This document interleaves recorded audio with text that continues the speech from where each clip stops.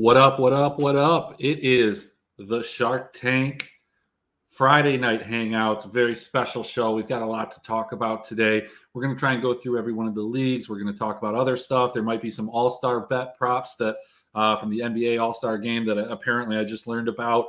Not the all-star game itself, but the actual bets is what I just learned about. Nevertheless, let's get right into it. Let's bring on somebody that you've all known, you've all grown to love. Of course, it's Mr. Moose's Loose, the Russian Bear, the Moose. How you doing today? A lot better than the last couple of days.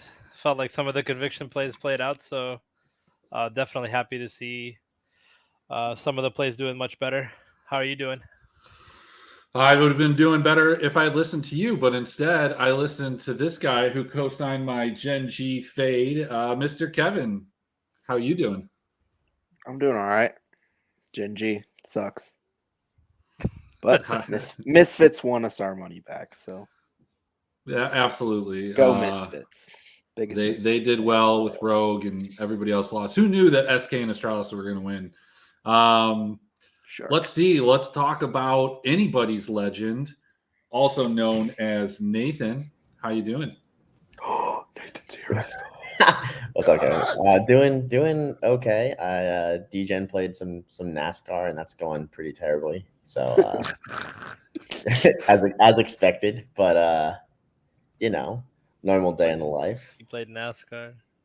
I play NASCAR too, and it usually does not go very well for me as well, but it's fun. It's actually one of the only sports I will play in DFS consistently and have zero interest in watching. I've tried. It's not interesting. I can even watch golf sometimes, but that's pretty close to it. We've got another guest making his first appearance on the Shark Cove.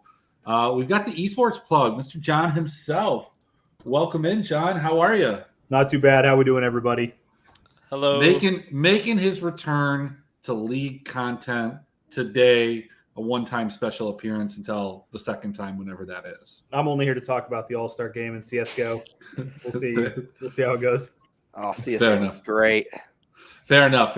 Hey, well, if you are a new viewer, because I know some people might be watching this because there's not a lot of other things to play. It's the Friday night show. We're going to give you takes. We're going to give you some bad takes, some good takes. You're just going to have to figure out which are which. But we are going to go through, from a betting standpoint, the LPL LCK slate starts at 2 a.m. We're probably going to have some drinks. We're going to be kind of vulgar. So if you're offended by that, fuck you.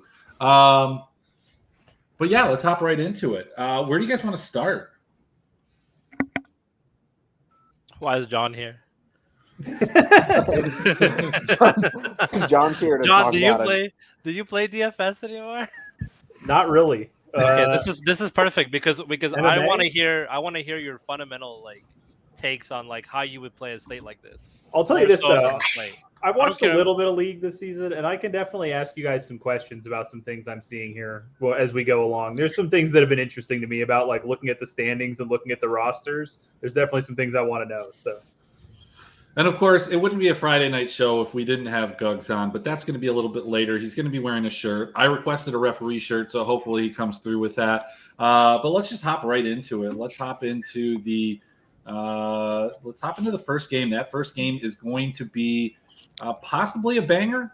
I think it is. We've got Team WE plus 230 dogs with Bayshon back against OMG, the team that nobody can necessarily figure out. Sometimes they're good, sometimes they're bad. What is it going to be? A 325 favorite seems a little bit rough to me. Who wants to kick it off? I put OMG in a parlay last night, but I put them in the parlay before I went and looked at the rosters and the standings. They're minus 350, so that's got to be good. Throw them in there. Then I took a look, and why are they such big favorites over Team WE? Please explain. Well, Team WE has absolutely no wins. They just beat LGD, which everyone beats LGD. Yeah, everybody beats LGD. Except for OMG. OMG did not beat LGD. That's only because OMG's 80 carry Abel flashed into 5 people. He did OMG things. Now, to be fair, Team WE has had a little bit of an uptick. Beishong has returned, replacing view. So, Nathan, as the biggest dog lover on the panel today, I feel pretty confident. We were guessing who you're going to play. Team WE is going to be one of those teams you're slamming, aren't you? Well, there's two reasons that's an okay assumption for you guys to make. Reason number one is I'm very vocally in favor of playing all the dogs. But reason number two is I'm also very vocal about just absolutely hating OMG. No, Elliot, it's not Can Blue Moon. It's this guy. Moonbeam. I think OMG is just I've never wanted to play them, and I've never played them on a slate. So actually, I played them once, and it was against Top Esports. Yeah, no. What I was going to say, we smashed that slate. Nobody wanted to play them. Everybody still played Top, and we played OMG, and we profited. I remember. I'm a man of very strong biases, but even then, like I had to. They were too strong a play to ignore, and they're the team that's over-owned as an underdog and over-owned as a favorite every slate. So they're an easy fade spot, like at all times. I don't know. I'll play Team WE. You know that. I hate them, but they're better than OMG. Yeah, but like Moose, do you think that this Team WE, like other people, are going to have this opinion, or are we going to? No. I mean, OMG is just that team that, I mean, you look at this. This is a hot spot for DFS, whether you're attacking one side or the other. I want to play OMG. I want to play against OMG. I don't think WE is very good. I don't think we've learned anything. I mean, we can say they look better with Bayshon, but did they? I mean, they got a 26 spot dropped on them by LGD. Like, realistically, they probably should have lost the series to LGD, but they were playing LGD. And, I mean... WE is winless. They're pretty much winless. They beat LGD. I really don't see how this. The question here is not how hard is OMG going to smash. It's just how hard are they going to smash. I mean, WE are in the perfect spot to play in tournaments, of course, because of how suspect OMG have been. Because when you look at OMG's history, they're not a good team. They're not a good team. But I have to ask the quintessential: are they good for both sides here? Because both of these kids are bad. I mean, here's the thing, Moose. Are you trying to discredit their series sweeps back to back of TTAL IG? Yes. They're not. This is also a team that defeated, spring 2020 runner-up Top Esports. Same team too. Just everyone's the same on that roster. I mean, yeah, we do have a rematch of that finals, and that's the only reason that I bring that up. But big if true.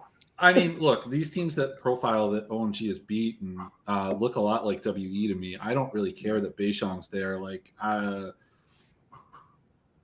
OMG are a bad team, and they're gonna smash worse teams. And WE is a bad team. WE is the worst. You guys should have seen Nate's face. Nate's face was like, "OMG are a bad team." He's like, "Yeah, hell yeah." Like, oh no, they're gonna smash. He's like, "No, they're not." It's a super commonly held belief, and it's like a fine belief. Like I know, like James McCool has the same belief as well. Like they're like the gatekeeper team. Like they're like mid to low table, and anyone below them just gets absolutely smashed by them, and anyone above them just absolutely smashes them. I just think that they're like worse than they look. A winless team. So look, what it comes down to for me is, I mean, if we could figure out ownership, that would be like the key. But the reason that OMG is such a volatile team, one way or the other, is that they take a lot of risk. They try to make plays. They try to dive, and I think that they're mechanically better than a lot of teams that they play against that they beat. The problem is they're not better than like top tier teams like BLG, EDG. And in some cases, even LGD, like it's like when dives go wrong. Like, John, you don't have to watch a lot of league right now to know that in the LPL, even the best teams, just one minor misstep or 3 in a row or 4 or 5 really is hard to come back from. And I think that this OMG team is a victim and also a victor of their own doing sometimes. I'll say I've actually watched a couple of OMG matches this split, and they really are almost exactly what I would expect of them. In that they're like the same. They're basically the same roster they've been. So they're just like have gotten better at playing together, but mechanically, like they're just not that great of a team. They've progressed in like their game planning, working together, the style that they want to play, but their individual players just aren't that great. So it's just, you see that in other sports sometimes too, a team that's been together a long time, but they don't have the most talented players. So yeah, I think they'll take advantage of some teams. I watched them play. I want to say they were playing Victory 5 the last time I watched them, and it felt like Victory 5 had superior players in basically every role, but much worse coordination, and OMG kind of made it into a reasonable matchup from that. So I don't know. It feels like they probably should be the favorite over WE, but it seems like WE is at a point in the season where we don't really know what we're going to see from them by the end of the season. So I don't know. Maybe I'm getting hornswoggled here. Yeah, I definitely think that line is a little heavy, and I would be interested in taking a stab at both the money line and probably not the +1.5. Like I feel like this is one of those lines that doesn't make a lot of sense. Like you think that they only win this match like 30 or like 27% of the time, but it seems like they feel pretty confident that they'll take at least one game. I think that that's kind of wrong. OMG is one of those teams that feels like when they're on a roll, they're on a roll and they're going to roll. Otherwise, like they're just not going to win. Like they're going to 2-0 you, or if they drop a game, it's just mentally over for them. I think they're very similar to a couple other teams that I for whatever reason, I thought I was going somewhere, but I'm not. But they're like that. Like, look, just shit falls apart and it's over for them. I think they're very similar to IG in that fashion. The current iteration of IG, where they'll get ahead, or even TT last season, the beginning of the season before they really started to fall apart, is that they can get a lead, but if they make one wrong play, it just turns into a dirty feed fest, and that could be the case here. But I think we're kind of split on this. We'll TLDR a little bit later. Moving into the next game, we have a super leverage spot here with BLG, much to many people's incredibly bad takes. People are sad that Doggo is not benched for whatever reason. Hey, fuck you, Emmerich. The other guy's Uzi, Emmerich. I don't care. Like, look, Doggo, big Uzi guy fan.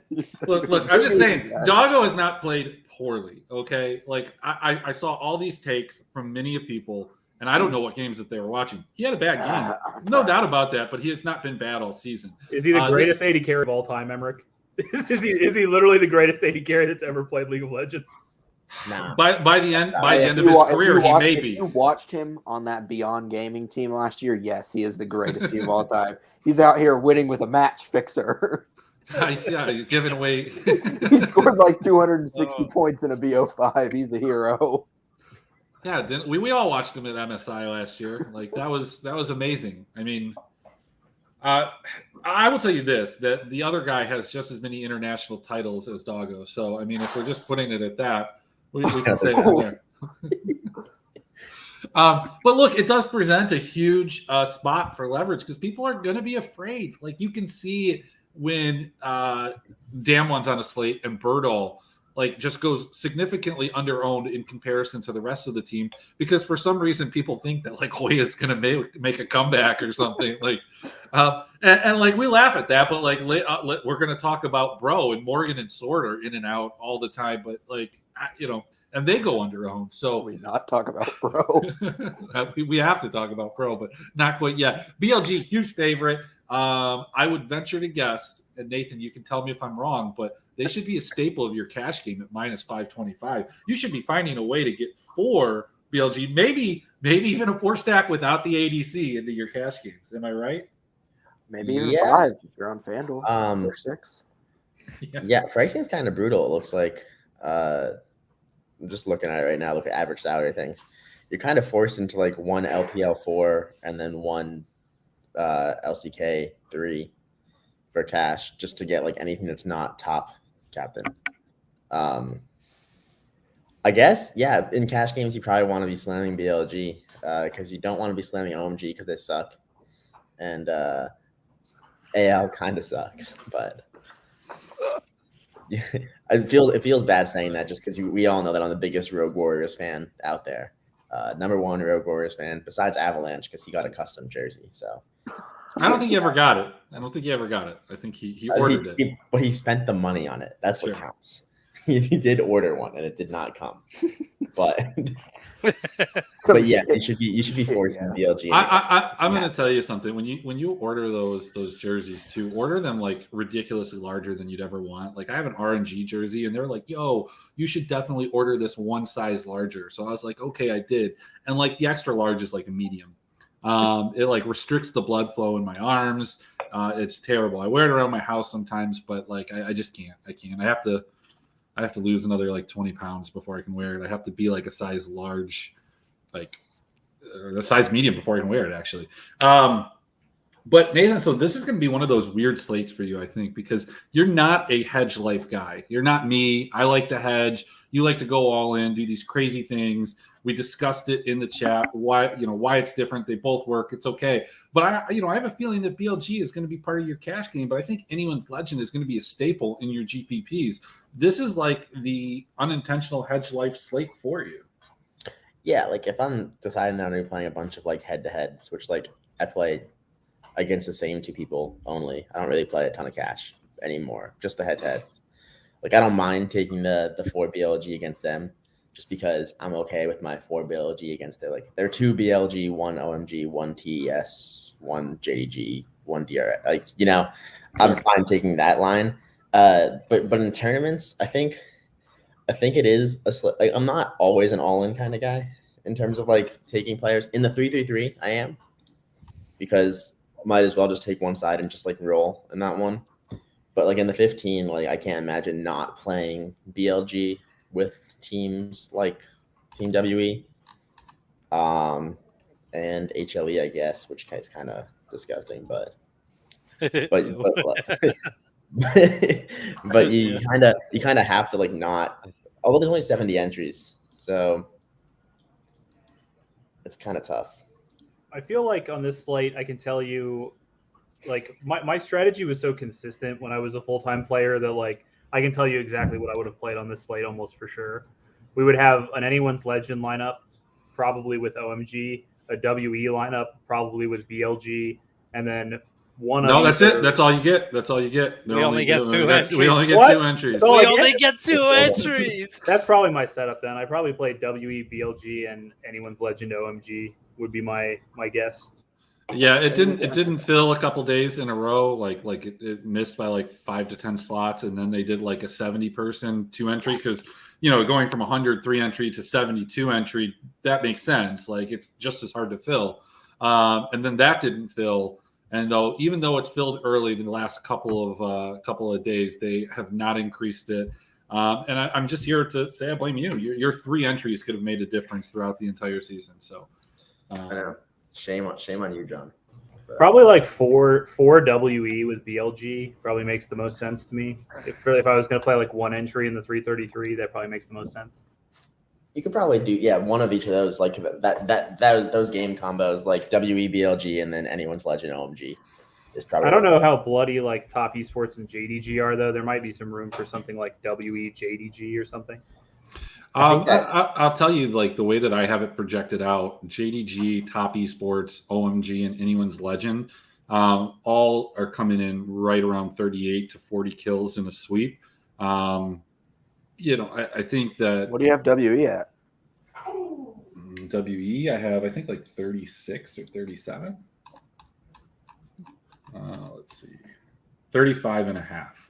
I think it's one of those spots where Top and JDG are like it's like the same. It's the same thing as V5 RNG a few slates ago. They're going to be that's the massively over-owned game. I expect both of those teams to be like 20% plus in every single position. So yeah, it might just make sense to go with BLG OMG with 4, or BLG WE with 4 WE would probably be what I would end up going with. Yeah.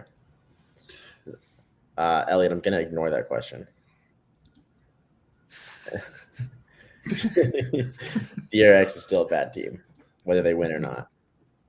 All right, well, let's go on to the next game. Moose, why don't you tell us about the 2020 spring finals, 2021 summer finals, or 20 summer finals? I really don't understand what people are thinking with this line, but I have maxed every website. I have maxed every single website. The only time I've ever bet this much money was when I put 30,000 on Damwon to win the world championship that year, and this is my second largest bet ever. I really don't understand why the line is minus 130, but to some people it is. You want it to be And- more than minus 130? Yeah, it should be like Okay. minus All right. 200. All right. Good man. This line is broken. It's Agree. name value, obviously, and I don't know. There's guys on other websites that think that Top somehow win this match, but I would like to use my my lifeline where I just say, is Top Esports a good team? And they're not. And JDG are a good team, so I'm going in on a JDG, and I'm going in hard. I really don't see how they lose this game, especially with the way that Top is playing. Top is coming off of a win of what, TT? And then the rest of their schedule has been Shark Cove loved TT that night. narrow wins, and We do love TT for no yeah. reason. Shark I Cove really- loves TT. What do you mean? I don't like Top Esports. I don't think they're a good team, and it really makes me wonder how this line is minus 130. Who did JDG just beat? Who was the last team? They Oh, beat you just had everyone. them top right. They just smacked OMG. Yeah. Who was the last? Oh, it was OMG. OMG. OMG. I've been playing around on this Yeah. screen for like Just the like the entire show. I've been playing around on the screen. I forgot that I didn't even have it up and nobody could see it. Yeah, I mean, look, Moose, I kind of agree with you, but let's I know it's too late to take those bets back, and it would be really expensive to hedge them. But let's talk about JDG. Don't worry, I can afford it. Whoa, big flex. All right. Got Dog Nathan decided- on The dog over got my here. back, bro. The dog got my back. So we're super excited about a team that wiped the floor with LGD, WE, OMG, and did have a pretty strong showing against FPX, albeit dropping a game. Not exactly a resume that tells me that this is a top team.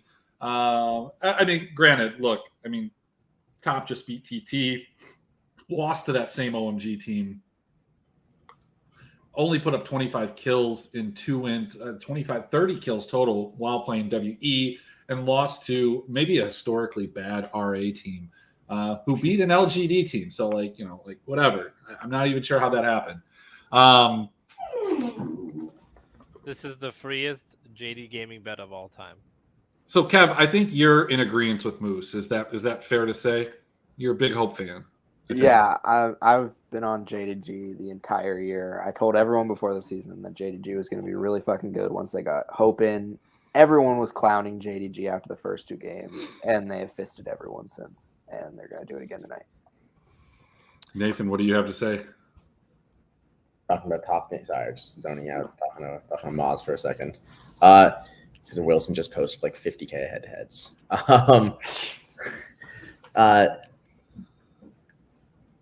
Yeah, I mean, I'm gonna agree with all the sentiments here. Top Esports is a bad team. JDG, especially like with Hope, they've just been good.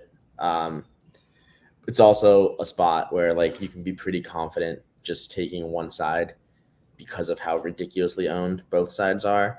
And like, if we think that Top Esports is like a 40% team, they're gonna be owned as if they're gonna be way over owned. So it's just like, I think it's a pretty easy spot to stay away. But like I said before, I always out myself here. So like when it comes like 1 a.m., I might sit here being like, well, I think they're over-owned, so I'm fading them. But then everyone else is fading them because like the concentration of pool of players is so there's just the same like 20 people that are just playing pretty much at this point. I think JDG will be owned more tonight than They both will be and met. It's going to BLG. be V5 RNG. They're hard to fit. Oh, Yeah, we'll play with that in a second. I think Let's that's say going to JDG be. is super hard to fit. They're really expensive. Top Esports is cheap. Yeah, So- Top Esports is going to be. They're owned. cheap. They're Top Esports. They're the smallest dog on the slate. And they're an LPL team that I don't know what the Vegas lines are for the totals, but I have to assume that it's one of the higher ones. Yeah, it's 27.5. It's the highest on the slate. Yeah, so that game in general is going to be just every single player is going to be owned. There's going to be neither of those teams are going to be under-owned. So I got to Yeah. say, this is pretty wild for somebody that hadn't watched a lot of League this season. I have not watched a Top Esports game. I look up their roster. I was gonna say, like, Then I listen to the chat. You guys are just like, yeah, Top Esports, just terrible team. Like, you just don't want to be invested with them. Like, wait, hold on a second. Isn't this the same team that was like the best team in the league? Except now they have Zoom. This is like an upgrade. Like, what's going on? Why do they suck? It's just Jackie and Knight now. He's out. It's Wayward. Whoever that is. Wayward is a stud.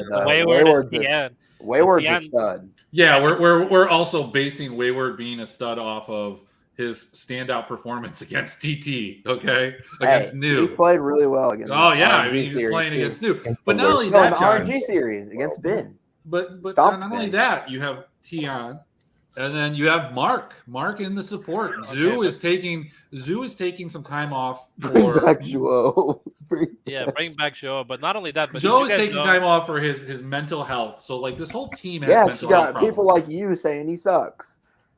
You're the reason Joe quit on our Bro, I'd be taking time off if I had this roster and we were 3-4. I'd be taking time off too. What the hell's going on? But they're not even like 3-4. They're like narrowly 3-4. They could easily be like 1-5. Easily. They could also easily be like 5-1 too. Yeah, but they're not because they suck. Like, I'm pretty sure that Tian plays blind. Like, he might be the first blind jungler in the LPL. Like, I literally have not seen this guy make a play in the right direction ever. Hey, bro, he's just getting stuck on no hands hands Hecarim every game. So it's fine. you have like, okay, 369 hasn't been the player that works. He hasn't been the top esports 369 for sure. Kanavi's still Kanavi. Yagao's still Yagao. Hope is Hope. Doesn't get any easier than this. I don't know. It just feels like a free smash spot. That was some really incredible analysis there. These guys, they're not somebody else. They are them. What is it? They are who we thought they were, right? This is. It's not. It is in fact Hope. It is not LPC that will be playing under the moniker Hope. It is in fact the original Hope. Okay, but yeah, I mean, so you bring up a good point though about Tian being able to play Hecarim, because obviously in the last year and a half we've seen Tian actually only have reasonable games on one champion, and it's Diego, who's not necessarily really playable right now. I mean, and Hecarim in the spring, and then Diego in the summer. Well, but Hecarim, I mean, but does that really play to Top Esports' favor, or does that actually play to Kanavi's favor? Because I think one of the downturns that we saw, especially early in the season and late in last season too, was the early parts of JDG last year were carried by Kanavi. He was like their top scorer.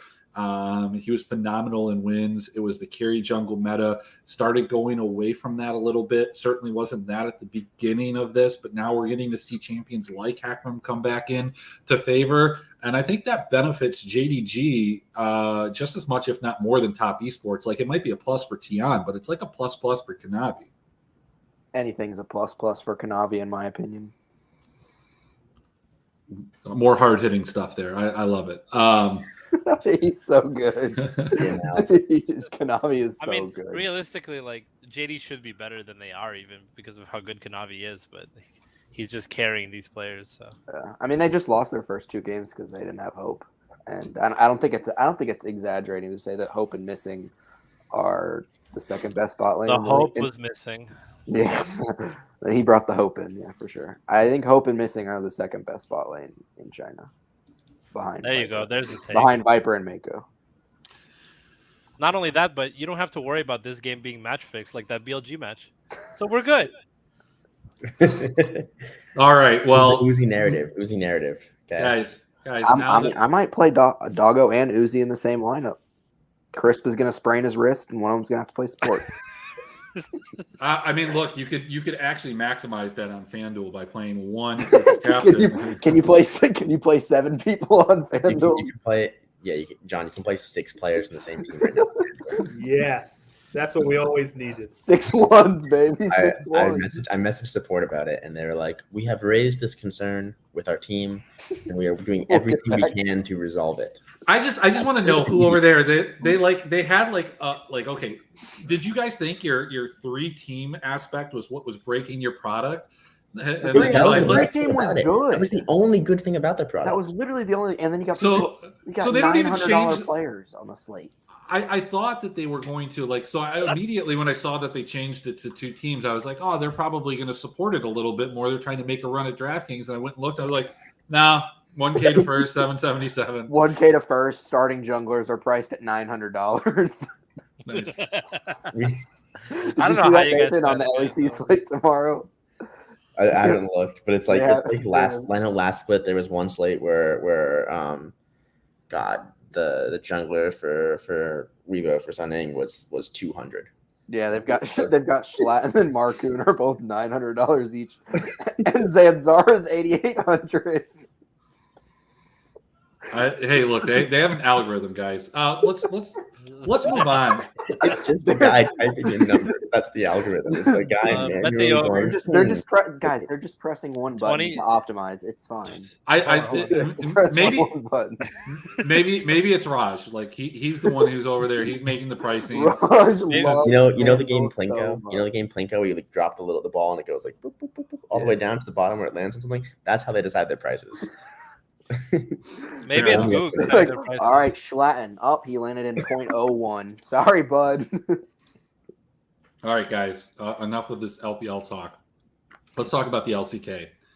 That's the Kevin's favorite. No thanks. John said no. So we have a marquee matchup here at 3 a.m. So, in the middle of the OMGWE series, if you want to like switch over your screen or throw on your second screen, we've got DRX versus Hanwha Life. We've got notable awful ADC Sam D going against actual pretty Chad ADC this year in Deft, who's just said, look, in the past I did things for other people. Now I'm just going to do it for me, and I'm just going to do what I want to do. And I don't care what other people are going to say. Essentially is what he said. It was much more polite. Korean people are very, very polite people. They're too polite.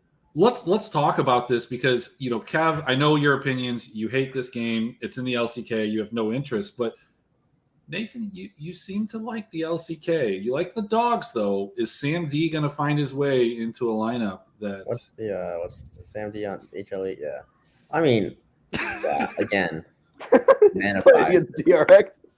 Man of biases. I know Elliot will bring it up as much as he can, but I can't back off the take now, can I? I think it was like 4 weeks ago. I came in guns blazing saying that DRX sucks, and they haven't lost since. That is the way. I'm not gonna say that I caused the win streak, but I didn't not cause it. I think They they actually watched the show. They should. They definitely do. They need to send you a care package via carrier pigeon. Yeah, I mean, I think that both sides of that game are probably okay to take.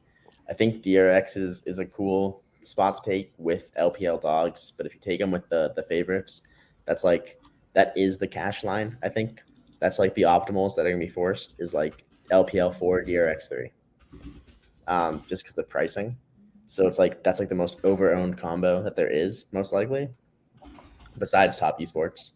This could be high scoring. You might want to game stack the HLE DRX game. Yeah. I can get 15 total kills per game. Spell, if you can send it to me, I'll put it up on the screen. I can't find it off the top of my head. So I know it's probably somewhere on your Twitter screen. The total for that game is so bad. I don't even know what it is, but I'm just going to say it's so bad. It's probably like 18 and a half. No, At this point, we're going to barely legal ages. The source total's not on there, but I would bet it's like 21 or 22. It's 21.4 from what I use for totals. And it's that's pretty bad. But What you get the Kwangdong game. Don't worry, but it's the one of next those game is even things more where ownership juicier. is like huge, especially on these 5 gamers. Everything LCK is just like not used. So I don't know. You got to remember that all I'm talking about is tournaments with that, and I'm not saying that either side of that's a good play. Like you're not going to play that team and then win every single time. But Was Jen a good play yesterday when I said they were going to be 0% on? yeah, no, 100%. I was talking to Raj about it actually. That Genji was like a really really good play because no one wants to use them. They're just like super expensive, and they're LCK. And then they did ridiculous stuff. So the tweet's on the screen. You've got the 37-minute game. BLGIG at 35-27, and then I'd rather the end of the game, you've got DK with the soul, 9-8, 43 minutes. Game's not even over yet. Yeah, same game. I'd rather have the damn one game there. For You sure. got people trying to play damn one. Bro, it's probably the same Those guys people that suck. won every slate for 9 straight months playing only Gen G every single day. God, that was one a split. disgusting summer. Where Tiger somehow Nation. somehow Gen G never had like a good expectation the entire year, but still just like won every single slate for 6 months. Yeah, I think that's Gen G and T1 are lumped in with the rest of the LCK when they have much more of like a ceiling potential than other teams. Can we talk about the fact that T1 and Gen literally only score like that when they just bully their opponents? Because they were literally just bullying. That entire LCK slate was just two ridiculously good LCK teams just bullying and running up the kill totals. And that is the only time you're ever going to see that. Did you see that draft from Gen G?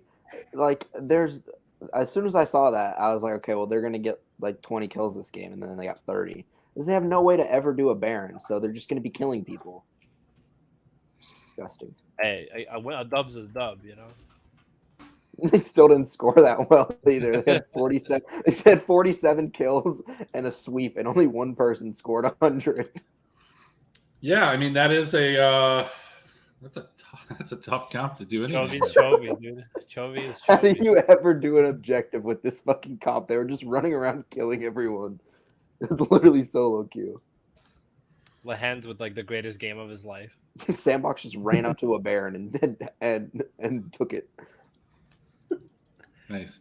All right. Well, hey, we've got the other game that I think is a little bit more interesting, and maybe I'm overthinking it, getting too cute, but you've got Guangdong Freaks. I did have Teddy earlier projected at 704 points in the sweep. That was an error if you saw it. It was like hear it today. Yeah. Hear it at 92 today. Or those FanDuel projections? Yeah, no, it was. I thought he was going to get 4,000 creeps like Hitrate did today. Yeah, against Bro. But like, here's the thing. So Guangdong, the Freaks, they've been playing faster, or actually they've been winning. They haven't really been playing faster. About 15 to 16 kills per win. Brion, on the other hand, has been involved in quite a few like almost fiestas. Like they want to fight. Like it's kind of weird. Like, do we feel like Brion? Is it a bro day? Like it's like we ask this question every time, and like for the last 3 times that they've played, it has indeed been a bro day. Is it going to be a bro day? I'll let someone else talk first. My take's the same as every other game on this one. It's not. Guangdong Freaks is gonna rocket right up the scoreboards. I'm a huge Guangdong Freaks fan because they were my first bet of this split. And they just nailed it. So you haven't won every bet. No, I nailed the Guangdong Freaks. Which game was it? Hold on. It had to have been the second game against Sandbox. It was against HLE. No, it was against HLE. It was their last game. Also, it was equivalent though. Very equivalent. Oh yeah. Oh, I don't have that one added, but I think it was like what 15 and 16, something like that. It was similar to all their other games. An absolute beatdown by the Guangdong Freaks. Did you see they each ran the same draft in both games? Oh yeah, that was that. Moose, I've got to say, man, like stop grabbing your mic, man. What? Oh, I'm fixing my shit. Sorry. Like every time you grab it, we get like a little feedback.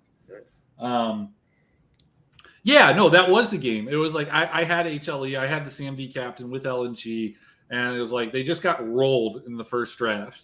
And then the second draft, they just decided to run it back, like as if in between games they suddenly figured out how to play the comp. And they sure didn't. They sure didn't. I went to sleep and I didn't watch the second game because I knew what was going to happen. So I actually lied to you. I did have a bet on them against HLE, but my first bet of the season was when they played Nongshim. So I bet on them twice, and they're 2-0. So as far as I'm concerned, they might be the best team in the LCK.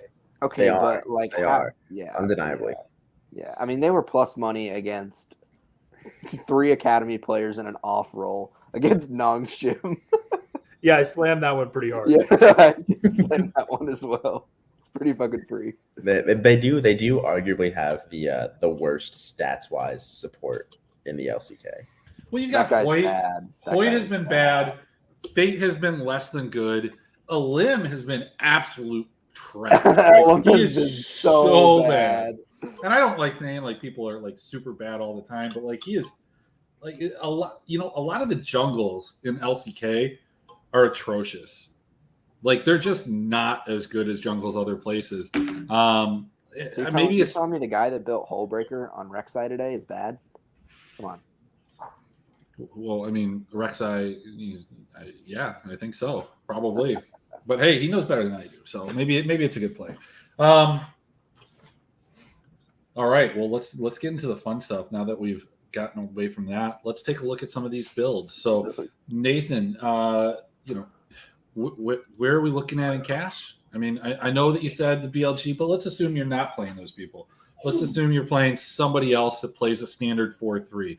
A random person that you've never seen before goes ahead and they post a $100 head-to-head.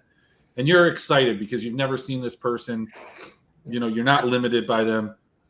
Where do we look to I'm just sitting in the lobbies bum hunting at all times. Is that what we're saying? He's out there wearing camo so the fish can't see him. No, I mean, I haven't done like any of the. You just push a button and it does this for you. It notifies you on your phone that somebody's posted a head-to-head. Oh yeah, no, 100%. I just have the script running on my phone 24/7. Yeah, exactly. We know of course. No, I mean, I probably do the same thing. I mean, I haven't done anything yet. Oh yeah, no badge. That gets me excited. Spell the no badge post. The no badge CS:GO 5300 head-to-head poster. It's a fun one. He has absolutely owned me though. So there's that. Yeah, but he's playing on his wife's account. I play the same thing. You probably are forced to play 4BLG.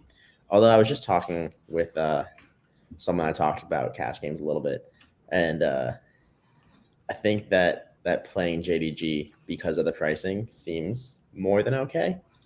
Like for JDG, it's JDG in cash night.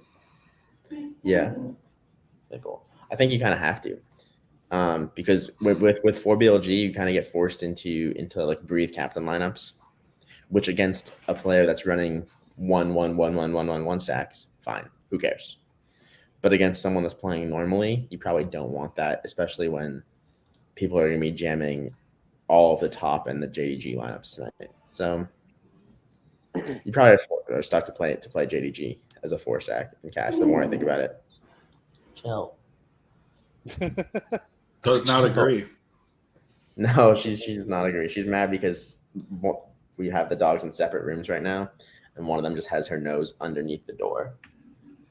And this one's like mad at me for not opening the door for her. But yeah, I think you're forced to playing 4 JDG pricing wise for cash games. Tournament. So look, I understand that you only want to play favorites, and I know your theory on it, and I know what you're going to tell me here. So I'm going to ask somebody else. Moose, would you play? Given that you don't think OMG is a good team, would you play? Would you play WE in cash if you can get a little Shanks captain action? No, of course not. What about you, Kev? No, I'm playing OMG in cash. He's playing OMG in cash. John, would you ever play a dog in cash? I don't believe I've ever played a dog in cash. In winner take alls, he would. In winner take alls, I definitely would. Sure. In fact, I would almost exclusively play a dog in winner take alls. Yeah. And I told somebody yesterday that asked me, like, they were surprised to hear this, but like, I don't think I played 2 favorites in a GPP lineup more than like maybe 5% of the time, the whole time that I played. Yeah. I don't think I've never played 2 favorites in GPP.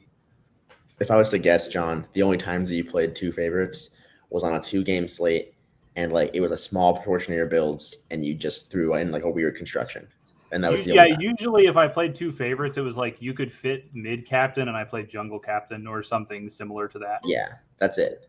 There's no other time where like the favorite build is like a fun idea. You can just, if you balance yourself right, you can play always favorite in cash and always dog favorite in GPPs and cover a lot of angles and make it like hard for the slate to be too bad for you, to be honest. So in this situation, how do you differentiate what you want your big stack to be and what you want your small stack to be? Whichever game score is supposed to be higher, but I tended to play 4 dog more often than I played 4 favorite, because usually like if someone's playing a team like WE on this slate, their mentality is usually I'm going to play WE so that I can get 4 of some favorite. And so if you play 4 WE with the favorite and then it's just giving you like a really clear path to victory. I gotcha. Because in this case, JDG has the highest, like it's the highest over under on the game. But Yeah. we're pretty suspicious that everybody's going to be owning them. So. Well, and I think it goes back to that if you're playing a dog, for a dog to beat a team that they're favored against, presumably a better team. I don't know if that's the case in WE and OMG. Maybe it is, maybe it isn't. But nevertheless, those dog teams typically don't get out to such a big lead that they capitalize and end the game early. They usually have to really, really work at it. Usually they throw one or two times. And that can sometimes cost you the game, but it can also get you those higher kill scores. In the first place, they're throwing by just being there in the first place. So if they end up doing like a BDS that one game, I know, Kevin, you don't want to hear it, but like, man, I got to bring it up every single time. Every show, man. And I had a ton of BDS tonight or today. And I'll probably have a ton tomorrow. But yeah, so you just end up getting higher scores on both sides of it just because the teams aren't good. They can't finish. It's basically, if you want to see what I'm saying, go watch every LGD game. It's a huge, that's honestly a huge point because it's entirely true. It's like bad teams, when they beat good teams, tend to score like 25 plus kills because they can't finish the game easily against a much better team. The only thing that kind of screws you is that sometimes they win game 1 like 25-2 and then lose game 2 like 20-0. And then win game 3, like you still don't get the score you need out of them because they just get annihilated in one of the games. But it's still like when they win, they do tend to outscore favorites. Yeah, it's like when IG played BLG the other night, and there were 143 kills in 3 games. No, it was just like this one. It was this one exactly. So, you get this like 16-5 LGD. That's great. Then it's 16-8, and then it's 20. I guess that lose. When you're the nuts on the literally go look at it's the IG BLG. They had to win like 37 fights to win the game, and they had and I think like just like macro level, whatever. It's just because like they're not good enough to win without just getting kills. Yeah. Like they need the advantage from the kills so badly that like if they aren't winning the fights and just multiple fights, then they're just going to be losing. Well, they're not a macro-oriented team either. Like neither is anyone's legend. It's not just that. It's just that like a lot of times when you see that, and especially if you watch lower leagues, you'll see it almost all the time just because the teams just aren't that good. But they'll overstay in positions when they can, just take the tower. So like, for example, I think it was Rogue today. When they were sieging the base, they didn't go for the inhibitor. They went and took the tower, they went and took the other tower, and then they retreated. When you see these bad teams, for whatever reason, they'll go for the inhibitor. They'll just sit there, or they'll go for a tier 2, like 15 minutes into the game. Like they need to get the tier 2. 3 guys on the team are down. Instead of going to Baron at like 20 minutes, they'll sit there and they'll try and get more, and they're just not prepared for it. They lose, and that it just extends the game a lot more instead of doing like the clean actions that they're supposed to, which is great for DFS. I mean, unless you faded that team, you watch it, it's frustrating when they're your team. It's just massive reset city. And so it's an exciting way to go. So DFS, you always want the scores. You always want the game to stay close for DFS. And usually if the worst team is winning, then every time there's not a fight happening, the better team is making up passive income. And so the game stays close. Whereas, like, if the good team gets out to a lead against the bad team, the lead balloons very quickly and gets out of control. Yeah, and I mean, if you watch a lot of games this season with this meta, the way that the games are played, you'll see most, especially in the LPL, a lot of games are going to be like 16-19. Same thing in the LEC. That's like just typically where the winning team is going to have in terms of kills. There are going to be certain games where it's less. Like, let's say, they have that LCK mentality that EDG did yesterday. Like, we talked about it on the show. We're like, look, you don't want those teams that at the Dragon fight, one of them dies and they're like, yep, we're done. We're out. We're just not even going to try and do this. EDG yesterday, it was just like, yo, we used one of our ultimates. We can't fight this anymore. We can't do this stared at anymore. Each other for a minute and a half. Somebody hit R and it didn't work and they retreated. So that was frustrating. But bad teams don't do that. They don't play safe like that. So, yeah. Okay, so let's switch the focus because cash is boring. Nobody's here for cash. Where are we going with the GPPs? Give me some gold like you did yesterday, Moose. Tell me who's going to win that you're not going to play because we're going to talk you out of it. Doggo. Love it. That guy's not playing the whole series, dude. One game tops for Doggo. Are they gonna pull the same shit twice? Are they really gonna do it again? Are they really gonna have Doggo purposely play like ass so that he gets subbed again? Are they really gonna do that? What do the LPL execs want? But can they pull the same maneuver twice onto the same audience? Probably. All they're going to do, they're going to put him in, and then they're going to watch him play a game, and they're going to be like, did he play that game like the greatest AD carry of all time? And they're going to be like, nope, and they're going to take him out and put Uzi in. I think it's just so convenient that IG has like the game of their life, and Doggo has the worst game of like the entire season the moment Uzi's ready to come back. It's just so like just something that didn't add up. And then in game 3, it's like, yes, Uzi's gonna lead us to win, and then they get squashed. So I will say it was missing some really suspect cues on Ezreal, who I don't actually think that like. I don't think he's great right now, and I think people build him in just absolute retarded fashion right now. Like just this whole Duskblade build doesn't make any sense. It didn't work last season. People got away from it. I don't know how it's come back into favor for teams. Imagine before we did this podcast, a guy, the CEO of Shark Cove, came up to you, Emmerich, and he was like, by the way, if you don't do really good on this, the greatest League of Legends podcaster of all time is taking your spot. Like, imagine how you would play in game 1. Like, you just wouldn't play very well. And then Gelati would come in for the second show. So he wouldn't. I have Kevin here, so yeah, he'd burst into flames if he saw me. Gelati is a weird way to pronounce I'm the devil to Gelati. The best leverage play tonight. Completely understand it, by the way, too. Kev, you're a real absolutely not. No. Kev, you're like disappearing into the background. Kev found out there were several people in the Discord that apparently had him blocked today. He had no idea. The other guy that had me blocked, that was his response was so fucking funny. Like, the other guy, he said, you must have celebrated on a slate that I lost. I'd do that to people. Wait, who had you blocked? Was it King J? No, it's Cookies. No. Oh, yeah, that's fair. Yeah, he's like. To be fair, he's like, I do it to anyone that celebrates on a slate that I lose. I just block them. I mean, I look, I feel it, dude. Like there are plenty of slates. That's an echo chamber right there, straight up. There are plenty of slates where that happens for me. I think that if you're looking at trying to play leverage, people are gonna forget about Doggo completely. If you do play BLG stacks, it just feels like Doggo's the play. I think a lot of people will be on WE just because they are, a good dog aside from top. The LCK matches will be completely underowned, and for good reason. And I feel like probably BLG will be the most overlooked. At what point does the discount on ownership that you get from the LCK matches outweigh the probability that they're lower scoring? The second you consider playing an LCK player. Oh God, I love you, John, so much. I was just about to say there's not a single ownership that you could tempt me at. Let me bring somebody on. Let me bring somebody else on. Yeah, I'll pass. To weigh in on the LCK debate. Noted one-off. Oh my player. Noted one-off. Oh, Gelati's here. He builds in the shower. He builds 2 lineups. He's always amazed why he doesn't win those 2 lineups. He's going to show us the lineups on his phone. It is none other than Goose. He's playing I'm not happy about being here with the shirt on. I just want to tell you that I'm doing this in protest for today. You want a shirt with like your nipples cut out? Happy to be on the show with you, Goose. Look, I'm just it's half one. Okay, it's like no, I just rolled it up, but it's fine. Okay. He's the Ezekiel Elliott of the Shark Cove. What a day!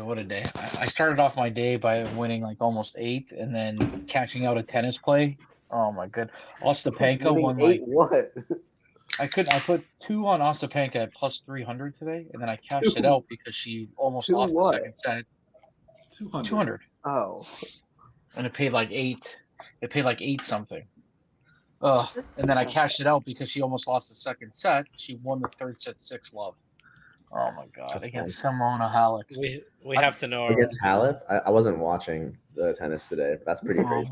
Googs, are you on Ghost tonight, or are you on the Ghost tonight?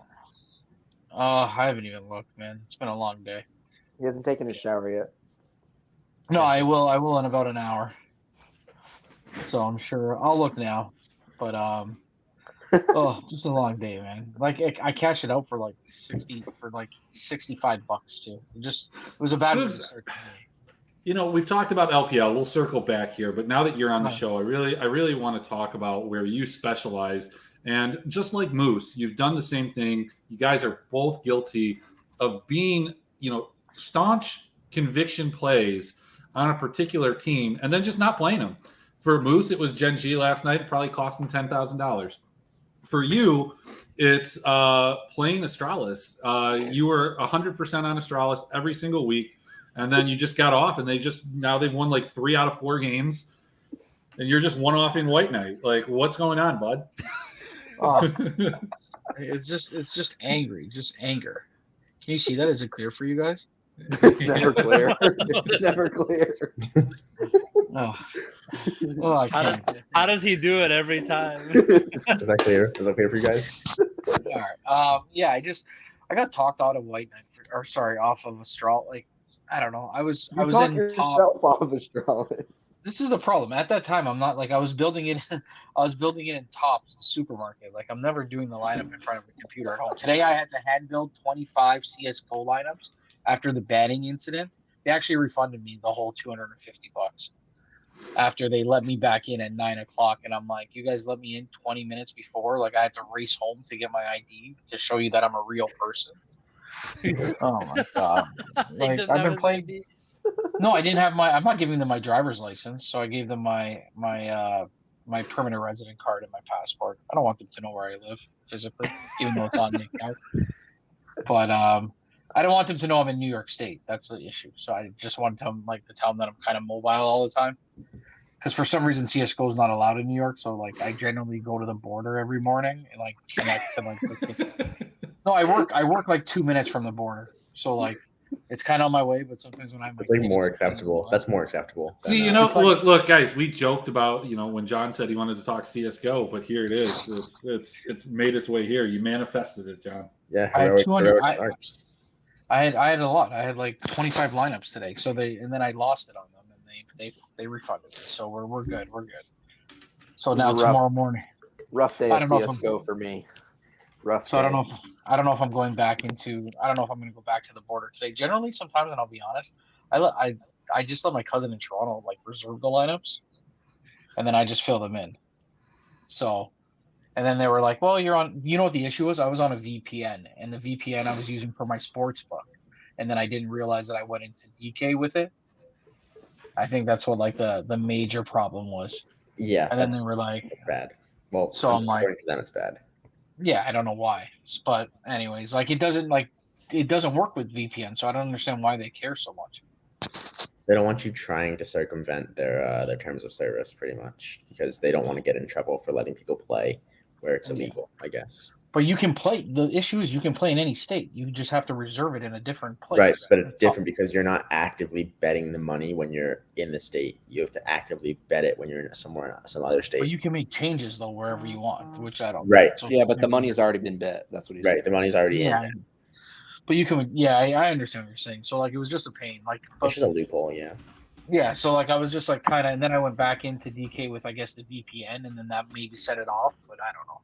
Because I'm on like 3 different sites at once. But anyways, my conviction today about that Astralis, like they were plus 400, and I'm like, I had Kobe and all those guys. I'm just like, I don't think I can like fully build this because I'm like, I only need one guy to get G2 and Vital and Misfits in, right? So like I just tried to like one off when I probably didn't even need to one off because then G2 didn't do anything anyway, so it just ruined my original build would have been G2 and Astralis anyway, so I would have lost. It didn't matter. But I cashed the one with G2 team slot somehow.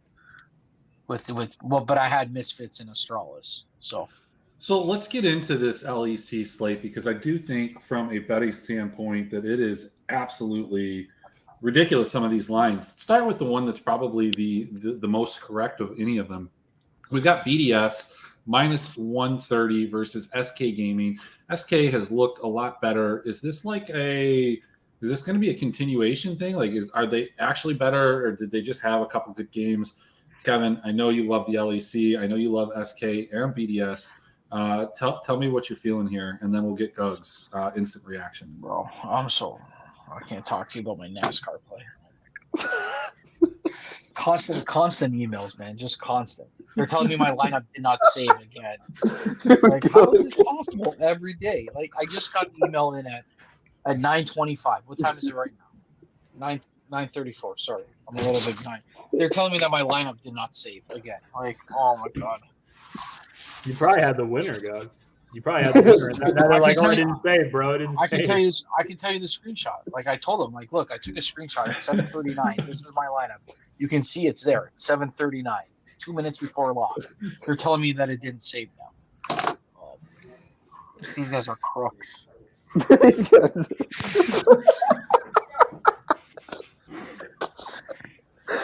Like, do you think that there's at any point? Do you think that like they understand what's going on? Like, just like you like to fuck with them, they have you like on a list where they're just like insistent on fucking with you. Like, how can you tell me that it didn't lock? I don't understand how you tell me it didn't lock. I seen it lock. Like, do you think that the DK employees have a Discord, like the esports department Discord, where they talk about like Gugs and his emails and this Peter Gugs guy emailed me again. I contacted support one time in like 5 years, and it's just because I was salty about a loss, and I like thought I had maybe a chance to get a refund. So you're telling me that you never played you're telling me you never played the wrong. Hey, why don't you? Hey, the wrong guys and asked for a refund? What the hell? Wait, hey, no, I just took it on the head if I played the wrong guys. John, get all those slates together. Get it over to Gugs. He'll get on the case. He'll get you some refunds. I work for the people. I don't even. Gugs is a DraftKings lawyer for the people. He's an advocate. It's just irritating because like it just doesn't make sense to me how they can continuously like I've been waiting for like what sportsbook do you wait 4 days for a phone call back? Like I'm still pissed about the tennis play from 3 days ago that they never like helped me out on. Like, are they? Insane? I got a story for you guys. Can I do story time? Yeah, go ahead. That's what it's here for. I almost tricked Bovada into giving me a refund I did not deserve, that I knew I did not deserve, but I worked really hard to get it and I almost tricked them. So I bet on some Japanese basketball a couple weeks ago, and I watched the game. And I went to go lay down. I went to go lay down to go to sleep. And I look up the game just to check the score. Like, I'm pretty sure I'm going to lose. But I go check the score on my phone. And it says the game's postponed. And so I go back to my computer and, like, turn the game on. And it's on still. So I look at a couple other websites. And all the websites say it's postponed. But I can see that it's playing. But I, like, instantly go to Bovada. And I'm like, yo, this game's postponed. Like, it shouldn't count. Like, there's no game. It's not happening. Here's the links, and just link them to like all these websites and say the game is postponed. Like, see, it was postponed. Just give me the money back. And she was like, okay, yeah, I can see it was postponed. But then she escalated it to somebody who knew what was up, and they caught me. They didn't give me the refund. I thought for sure I was getting one on that one. John. I mean, we've noted that like I've many a times I can probably bring up the email somewhere too. Hang on. Spellkowski, don't make fun of it, man. Japanese basketball is hilarious to watch because every team has 2 Americans on it, and you can tell who they are immediately, and you can tell why they're in the Japanese basketball. I wonder why we can tell, right, Kev? They have like 3 stories. Stop, Dogs! Oh my god! Every team has a guy that's like 45, and he shoots the ball immediately when he crosses half court, like every time, and you're like, oh, that's the guy that washed out because he's a ball hog. And they all have a guy that's like 7 feet, but like can't even handle the ball. And you're like, oh, he played in college because he was 7 feet tall, but he's actually terrible at basketball, so he went to Japan. It's great. There's a lot of storytelling over there. China is a great league anyways. They have a lot of Ron Artest played there. That's why you don't watch China. That's why you watch Japan, because the real rejects are in Japan. The real rejects. I'm in my daughter's room and I just found some candy. Yeah, I've also scammed Bovada a couple times to get refunds. Wow. I mean, I've just done DK. They're not scams. I just pass out drunk, dude. Okay, it's not a scam. I'm taking advantage of their mistake. So they paid me out for a Chargers game, which they lost. And so while that money was in my account, I just put whatever I had left in my account on something else. And then they moved my account balance to negative money. And so I was like, hey, why is my account balance at negative money? And they were like, well, and I was like, well, you see, if I have 0 pencils in this box you can't take away any pencils from me. I don't have any. And I literally said that to him, and he was like, that's a good point. This was a mistake. He's like, here's your money back. They make so much money. Like that's why I don't give a shit about DK. Like when they give me these bullshit excuses, I don't care. All they do is copy and paste some dumbass fucking answer they have on a script, and it pisses me off. That's when I go off. I'm not going off on genuine like emails. I'm going off on a like all of a sudden now, since I've moved up in a tier, my withdrawals come like within minutes.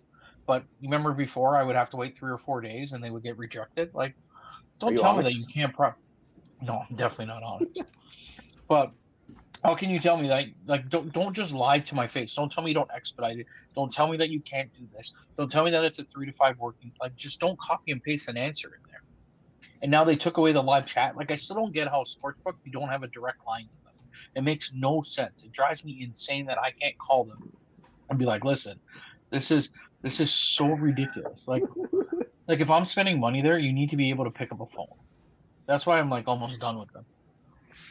Almost. Move over to FanDuel where you can play $900 junglers and play 6-1s. I can't even figure out FanDuel. I can't play. I think I'm done with DFS.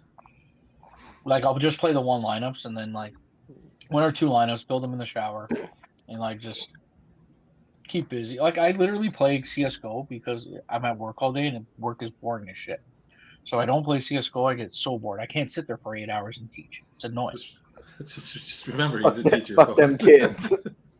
I can't. Literally, if I like, I literally like, I would be okay just playing like $20 a day. Fuck them kids. Simple's playing. All right, guys. We've gotten a money. little bit off. Serious course, question. Okay.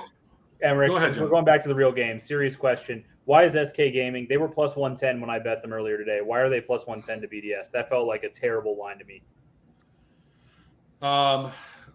In what way? What do you think they should be? Like, I think they should be like minus 130.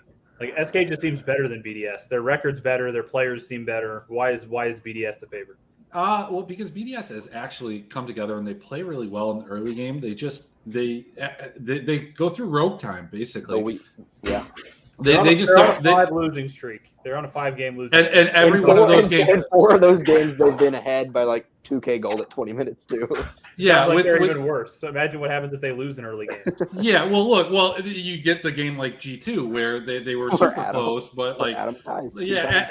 Adam didn't get a CS until like 3 minutes into the game. He was 0-2. He was zoned dies. off his tower. Yeah, Adam dies two times before a minute. Yeah, it was tough. But no, look, they threw the game against Mad. They should have beat Mad Lions. I mean, Kevin's done hearing about it. I talk about it all the time. It cost me thousands of dollars, just incredible amounts of wealth changed hands between me and everybody else playing in DraftKings and Bovada on that particular game. And every other game, they've been ahead. BDS looks like if they can just put together some semblance of, I don't know, like just let Syncroft call the plays and like don't go do your own shit. Like they do some weird stuff when they're ahead. They were beating who'd they play today? Vitality, and they lost the flip at Elder. They'd won every other dragon, won almost every other fight. They were massively ahead, and somehow they were the one team that Alfari got to like style on.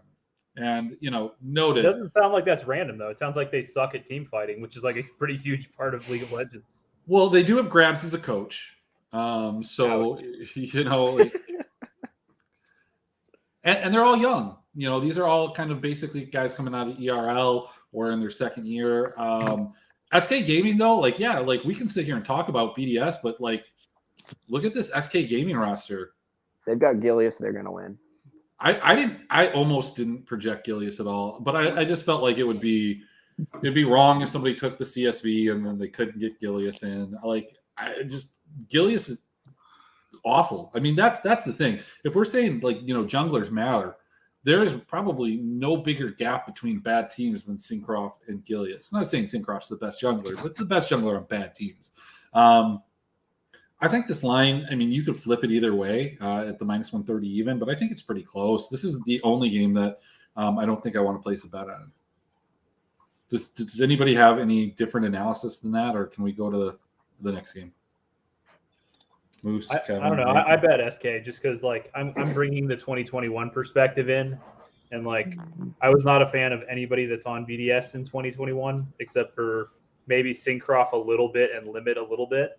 And there's like Gen Axe and Treats on SK, so it feels like they're just better. So I'm just going to go with that. I mean, I think it's fine. You're getting. I don't want to bet BDS at -30. I mean, I'll tell you that. Like, I think maybe they should just both be even. It should just be an even game. The book's just giving, hey, no juice on this game. You're betting it. You deserve a break. So let's talk about this next game. We've got XL, who's looked a little bit better, but I don't think that they've looked -300 better against Astralis. Let's go to the noted Astralis expert on the panel. Googs, what are you thinking here? Break down Astralis' gameplay. Tell me about, the set plays that they have, how they're doing the laning, their wave management. Just give it to me. Good luck. Like I said, I was watching today while doing Instacart in the grocery store. So, but I'm always like, that's why I asked if I was like 5 minutes ahead, because I'm like just watching the ticker, and then I got YouTube up in the corner. You didn't ask if you were 5 minutes ahead. You said, "Hey, I might be ahead, but here's the post anyway." Hey, I might be spoiling this for you guys. Tough shit. I know you guys don't like this. You yell at me every week about it, but here you go. I'm just gonna post it. I wasn't too far ahead in the first game. I think the other ones I were a little bit. But anyways, I don't know. Like, at the end of the day, if you're getting plus money, like, XL's not that much better. Like, do you think XL is that much better than Astralis? At the end of the day, like, the players they have. I mean, like, I just think Gazor, or whatever you call it, their mid, he's just so aggressive. And, like, I take White Knight all the time. Like, it's just part of what I do, because it helps me fit in some bigger favorites. But like today, he was like, they were just on fire today. I mean, their team fighting was much better than generally. Like, they're aggressive. I just always thought they were an aggressive team. I like how you just like work that in there, because the other day that me and Nathan were talking about our different strategies, how we approach DFS, and how we're both successful doing it. And you're just like, I just put White Knight in and I went off, and that's part of my process. That's what I do. That's how I do things. I see White Knight and I click his name. You always, and I know you do, because you send me your lineups before, and I always see the White Knight lineup, and I don't even say anything anymore about it. I'm just like, you know what, just you do you. You do. But like today, it would have paid out if I really did what I should have done. It would have probably paid out pretty decently. What was the winning lineup? Did it have Astralis or no? It was a White Knight one-off. Yeah, it was. Was it really? No, I don't think so. It was. I think it was Misfits with Benthro. No, it was in the $15. It had to have. It was SK and Misfits. Oh really? Oh, Astralis didn't even make it. It was a Neon Captain that was duped twice. That's who I had. I had Neon Captain too. The VTO captain with Rogue, Misfits Rogue was the nut lineup, or well, not the nut lineup, but the number 2 one, which was like duped like 15 times. That was the nut lineup in the $44. Yes, it was. So Astralis didn't even make it to the nut lineup. No, they did not. Well, this was the first time that 2 games were kind of like pretty big scoring, right? Usually we were waiting for games to have some action, right? And yeah, I mean, noted other great moment in the chat today when Mike B decided to post, at least these games haven't fucking broken the slate. Like, what do you fucking mean? They just got 27 kills, dude. What do you mean it wasn't 12 kills? No, the guy doesn't know what he's talking about. I'm in another Discord with Mike. Like, whoa. Like, Gugs is like 10 minutes ahead, and Mike is like 20 minutes Mike behind. is like 35 minutes behind. Gugs, what other Discord are you in with Mike? Off the cuff. Whatever that is. Sure. Yeah. Whatever that is.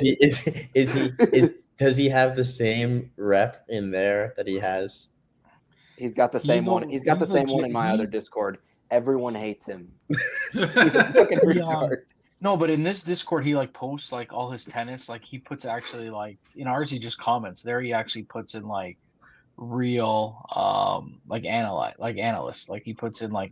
So there is a real person behind that phone, is what you're saying. No, he voted. No, I can't deal with Mike on a political level, but what do you mean, Mike? Mike is the most rational political person out there. Just he was telling me that $21 an hour was a good job. We're not getting into politics. We won't get into it.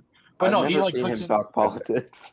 No, but honestly, in this other one, He literally puts like his breakdowns in for CS:GO. He puts in he actually does write-ups. Interesting. So John, I mean, I think you'll remember as the pandemic started and these games were on delays. It was noted and told to people that you couldn't talk about like the API. You couldn't talk about what was what had already happened because it's people pinned in the chat.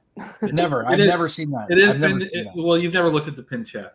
Gugs does it on a regular basis. The guy, like week one, Targamas is at 11 assists. That was so funny.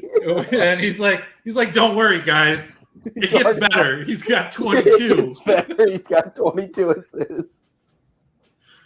I gotta say, the most annoying part, honest to God, the most annoying part about betting in 2021, 2022 is trying to figure out how far the book is ahead of whatever you can see.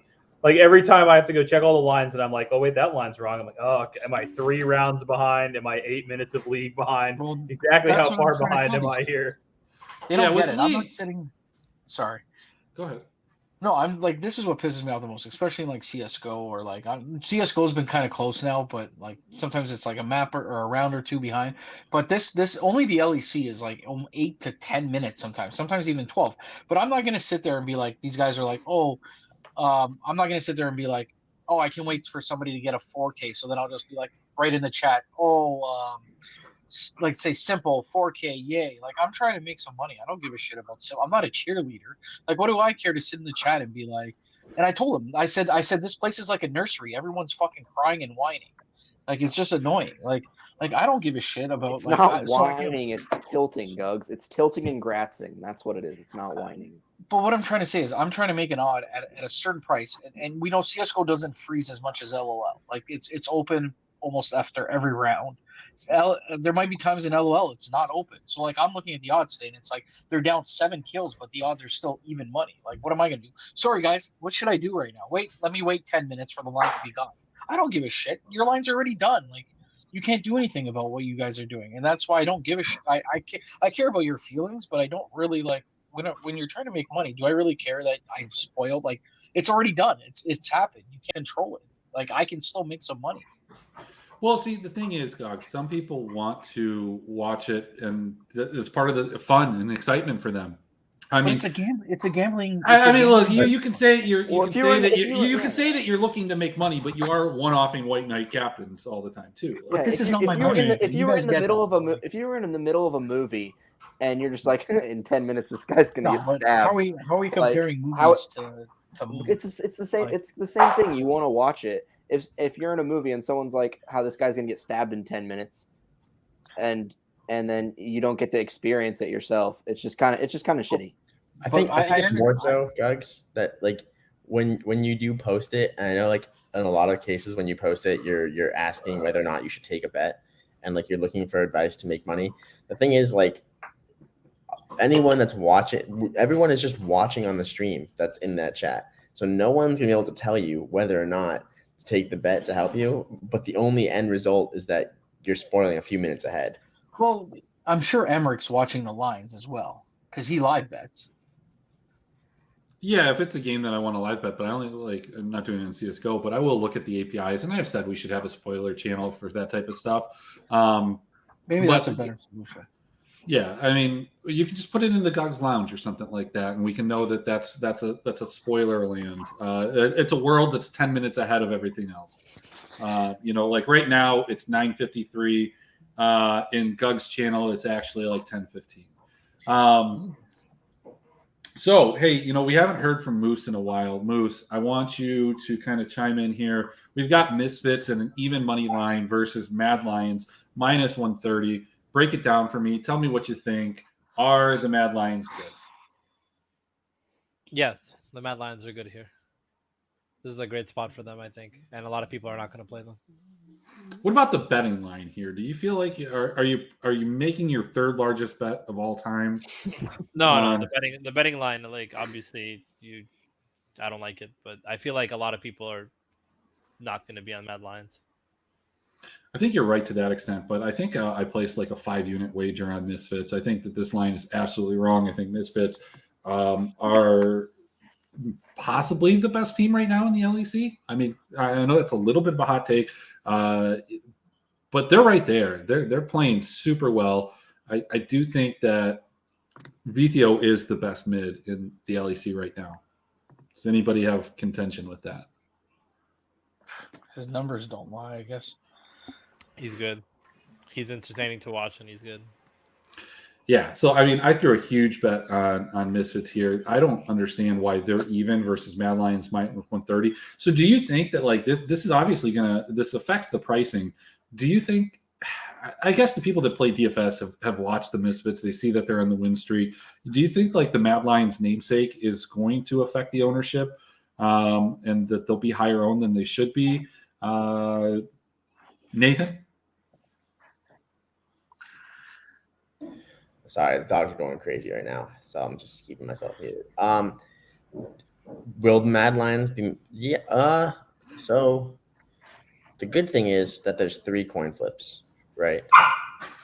So there's not going to be one crazy over-owned game. Although, if there was to be one, it's going to be this game. But people love Misfits, especially after today. So do I think Mad Lions is over-owned? No, but they're not going to be under-owned, I guess. But are Mad Lions just playing based on their name at this point? Like, they're not very good this year. Like, I know they went to Worlds and did some stuff there, but, like, really, are they that good this year? No, Maybe. I don't know. I don't know enough to make that judgment. They're just I think people target mad lineups because they know they're going to be bloody. Like, and if they win the game, they're probably going to break the slate, and if they lose, the other team's probably going to break the slate, right? So they know you're going to get a 30 to 40 kill game sometimes. Yeah, Reeker just feeds their team or they crush. It's majority the former. Reeker is like the worst player in the league right now. Now, this doesn't include this set of games from today, but you can see that both of these teams are highly active on both sides in terms of winning and losing deaths and in kills. I think this is a great spot to attack on both sides. I'm just not sure how owned Matt will be. I think Misfits roll this game. I don't even think it's a question. But that's why, just believing that if Mad Lions do somehow find a way to win this game, I think that they're going to do so in a bloody fashion. This team's not clean enough. Like we talked about it earlier about teams that are not good, can't finish. This team sucks. Like they're just not good. I mean, I use that a little bit liberally there, but like they're a middle of the pack team. Reeker is not good right now. I mean, it's his first season. It's tough. The coach even went on and said, like, look, he's playing against Larson, Caps, Humanoid, like all these guys. Like you're just not going to look good in your first split, and that's been the case. And like Armit's been, isolated. Unforgiven's looked like a rookie too. Kaiser's looked like a roll, and Aloya hasn't been fucking. Like Kev, I know that you love the Mad Lions with all of your heart and being, but I feel like you max bet the Misfits. Did you not? Yeah, I bet Misfits. I played against Misfits today. They're not good. I mean, sorry, they're not good. I meant Mad, not Misfits. Oh yeah, Mad. No, I don't think Mad is good. Yeah, they're just not. They're not good. This is one of these lines where I'm like, this is just completely wrong, and this is just a complete trap. But I mean, I don't know how anyone is not just laying like you did, just 5 fucking units on Misfits here. What about you, John? How many units do you have on the Misfits here? I'm about to have like 100 units on Misfits. I'm about to parlay them with some Japanese basketball here in a minute. Well, don't do that just yet. Like save that parlay because we've got some PCS we can talk about there. There's some wild lines. I haven't even watched the game, but we're gonna see if there's some wild lines we can play. Maybe even a little VCS. Maybe Spelkowski can tell us a little bit about the VCS. Did you guys talk LCK or LPL already or no? Yeah, okay. We sure did. All right. Sorry. All right, so I'm playing Jackie Love, I guess. Okay. Are you gonna one-off him? I don't know. I just saw that like Uzi's not even starting now again. I don't want to it's just not yet. He isn't. Not yet. He isn't. Gugs, he's not starting because he's bad at League of Legends. That's why he's not starting. And He's just not good enough to be a starter. And He's going to the highest start actually price guy. mid game one. They're going to pause it and they're going to switch seats. He doesn't have the cardio to be within it. Like, I mean, But he's the highest priced guy in the slate. Yeah, he's like sixth man of the year. Like my boy Kelly Oubre right here. So I have He's to the hope worst that player they in the lose the NBA. first game. So I have to wait for them to lose. I'm just gonna go. Oh my god! And JT and TS tomorrow and just call it a night. all right. Next game that also I think has a wrong line. We've got Rogue and Vitality. We've got Vitality is even money against Rogue minus 130. Rogue will lose tomorrow probably. What is going on with What that? the fuck is this line? What is this line? Like, Moose, I don't have money to bet. I don't have money. I don't have any money to bet. I would bet this line.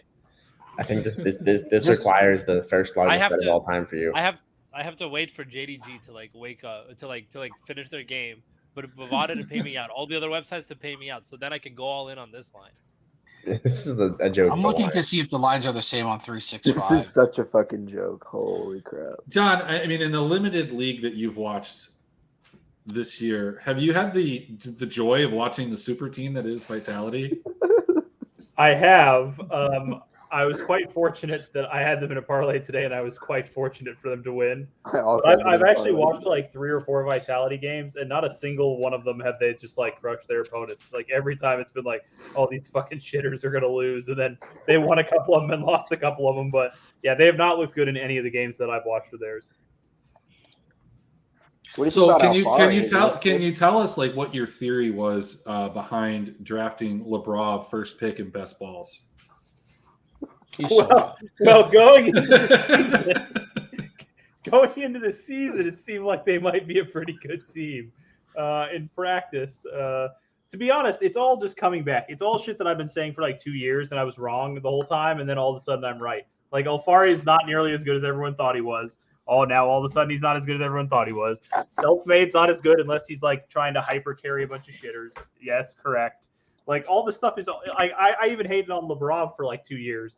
Lebrov sucks. Like, Lebrov is literally one of the worst supports in the league. I'm so fucking tired of this guy. And then I was very like, I did really think that there was a good chance that Perks was just hard falling off. Like, there's always like a story behind everything, but like even just when he had just left G2, I was like, if this guy is as good as he has been in the past, like they wouldn't let him go. Like they must be seeing in scrims that he's just not. And then he went to NA and he was like not that good in NA. When he came back, I was a little worried that he was going to be garbage, but. Yeah, it seems like a lot of things I was thinking in the past might be true, just all turned out to be true at once. To be fair, Perks has looked all right. I mean, contextually, you get to see like Alfari and Lebrov and Karzi. And you know, maybe this isn't even Karzi's fault because on the other side of things, we see the former bottom lane partner of Lebrov in comp just absolutely balling out on a regular basis. And you know, Malrang coming in and just destroying everybody. This team had a little bit of a hiccup, but they kind of rebounded today. And I don't understand how, like, you know, I almost max bet my entire balance on accident. And I wouldn't even felt bad if I did that. Like, it wasn't even going to be a problem because I think Rogue just absolutely rolls Vitality. There's not a, you know, how does Vitality win this game outside of like flipping an Elder? Like I have Rogue in a parlay as well. That seems like obvious to me. So John, what is like? Are you betting a lot of favorite parlays? Because I will tell you, Googs has told us that's bad to do. If you lose a favorite parlay, dude, that can set you back 3 weeks, bro. Might as well just. I'm so like done now. Millman is like up a break on Dimitrov. Like, after Dimitrov was up 3-0. Like, what is going on? When does the All-Star game start, dude? I need team. The All-Star game's tomorrow. What? Yeah, it's Team Barry. It's Team Barry, John Barry against Team Gary Payton right now. I'm pretty mad. Gugs. I can't deal with this. I might have to sign off here. This is like disheartening. Where's Millman playing? Where is it? Sorry? Where is the Millman game going on? Delray Beach. Okay, yeah, I'm probably going tomorrow. Yeah. It's I'm like just 10 minutes for me. I'm gonna lose my mind. Like, it's so ridiculous. Dimitrov was up 3-0, and now he's down 5-4, and he's serving for the match, Millman. After this, like this morning, not starting off the day at plus 720, I'm just like, God, like at this point, why do I even bother doing this. It's just now I got to Instacart for 4 hours tomorrow. Oh, Gugs, you would just die. promise me if I ever die, just do a GoFundMe and just give the money to my kids. Ugh. Gugs, you would. Because he's already bet it all. Gugs, you would die if you saw the bets, the parlays that I had today. You would die if you saw them. Like Mike B posted a parlay for $2 and he won like $78. I'm like, why don't you throw 100 on it? It was like 9 different tennis players. I'm like, you guys are fucked, man. Okay. That's exactly Sorry, how I you know. get set back 3 weeks. No, how you get set back 3 weeks is putting in your whole paycheck into your sports account. Ugh. God. Remember, guys, if you have a problem with gambling, there are numbers. It's you can 1-800 call. NY Hope or something. Nothing on this show is financial advice. It's not gambling advice either. It's just It's 5 at least not from Gugs. Everything I say is financial advice. Everything I ever hear from Doing Nathan, it. I take to the absolute fucking grave. Don't get any betting advice from me because I've been fucking trash. Your first mistake, Alan, was betting Carlos Alcaraz in any game. What do you mean? He's gonna kill. I just said the other day to smash him. He's gonna win again in straights. Who's he playing? Hey, John, I don't know if you caught this, but last week we decided that we were, out of our GPP winnings, that we were going to create a fund, and that from that fund we were going to take the money and we were going to get Gugs a plane ticket to Washington so he could be a referee at one of Alan's soccer games. I got 4 games this weekend. Tomorrow I got to ref little 10-year-olds again. I'll try to. You know what I got to do? I got to get a GoPro and just like videotape it and then upload it. Yeah, I think Don't that be would much be good. movement. Just wear the GoPro on your head during the soccer games. They're gonna think you're so weird, but it's gonna be worth it. We have these ref cams that we put on our chest. We used to use, but I don't have one. Like I can't. I don't like the league had it, but it Because you need to have a shirt on to attach it. no, it goes around your shoulders. That would have been. I have to have a shirt on so I don't end up on the sex offenders list. But Gugs doesn't wear a shirt. He just wears. He has the white and black body paint for the ref jersey. nobody wears black and white. It's not hockey or football. So, moving on. I think we're all on rogue here from a betting standpoint. We can talk about deals. Rogue. I'm What about this? I'm GPPing Vitality tomorrow. What about, I don't think that's a bad play, but what about G2 Fnatic? G2 coming in as a plus 121 dog versus a Fnatic 159 favorite. Kind of strange numbers. I always wonder how they have these weird one-off What numbers happened from time today, to time. Like what happened at G2 today? It's a good They question. lost. What happened to From- Fnatic from today? No, I mean like from a game standpoint. Like to tell you, I got to show you this. This is a monumental moment. Can I share my screen? Sure. Sorry, I Possibly. don't mean to like. I know we get off tangents and stuff, but here I got to share this with you. Can you see my screen now? All right. Look what it says up top. This is my first ever build on the computer. It's exciting. There's the Wow. one off too. So congratulations. Look, it even said congratulations. They must. Nicely done. All right, just so you guys know. Anyways, let's continue back. All right, there we go. All right, we're back. Sorry, I just Go want back, to go back to the English worksheets. We want to go see the. Oh, you worksheets want to see? every time. You want to see what I've been giving my kids at school? Hold on. Well, Today we had a after remote. Hold on. After we cover this game, John, can you tell us the e-soccer story again? Oh my god. I actually have an update to that story. I've been banned from another game on Bovada. All right, It's- all right. I'll give that story in a little extra. It's like doing the IQ test all over again. All right, so we've got G2, we've got Fnatic. Kevin, go ahead. Tell us what's going on here. Me? Yeah. you. Oh, Yeah, you. sorry, you cut out a little bit Oh, okay. when you said that. I was confused. I was like, was that Kevin that responded? Like, I said Kevin, right? Like, Yeah, sorry, you cut out a little bit. I don't really have a strong take on this game. I wish one of these teams would have won today, but I don't know. I think G2 plus 121 feels good. Moose? Nothing G2. strong. G2 easy. Like I'm guessing it's not good when all your cars end up like turned over, No, that's not good. No. man. No, it's not. Oh my god. Don't play Daytona on Sunday if you don't like looking at that. Hey, but you could win $1 million and you could quit your job. No, because I'd spend half of it and then bet the other half. So I'd be back here tomorrow. Whoa, that's not good. 1-8. Did I tell you I can't even tell you what I had when I was like 23 years old. Oh my god. 50K on $50K on Russia versus France in the FIBA championships. Oh, and I won. All right. Okay. So I think the consensus is G2. John, go ahead and finish that out. Do you think it's G2? Do you think it's Fnatic? And then go ahead and tell the story that was requested and the additional part of it as well. I'm a little interested in everybody being on G2 because I haven't watched every game from these two teams, but my first instinct was that it was a smash Fnatic. Like G2's looked really inconsistent to me. The games that they've won have not always looked like they necessarily deserve to win, or at least they didn't crush their opponents. And Fnatic's look pretty strong. So I mean, like I said, I haven't watched all their games, but I was a little surprised to hear everyone saying they were consensus G2 in this one.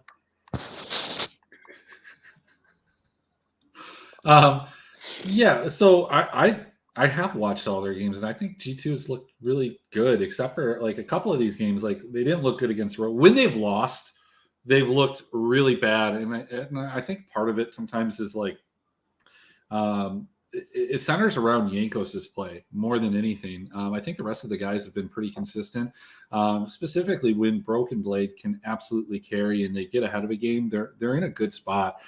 They're not always the best team when trailing, but I think the same can be said about Fnatic. I felt so G2 lost today, but it was like a frantic game. I thought Fnatic got picked apart by Astralis and Astralis' game plan more than anything, because you could see that there was a talent difference as Fnatic tried to overcome the game plan that Astralis had.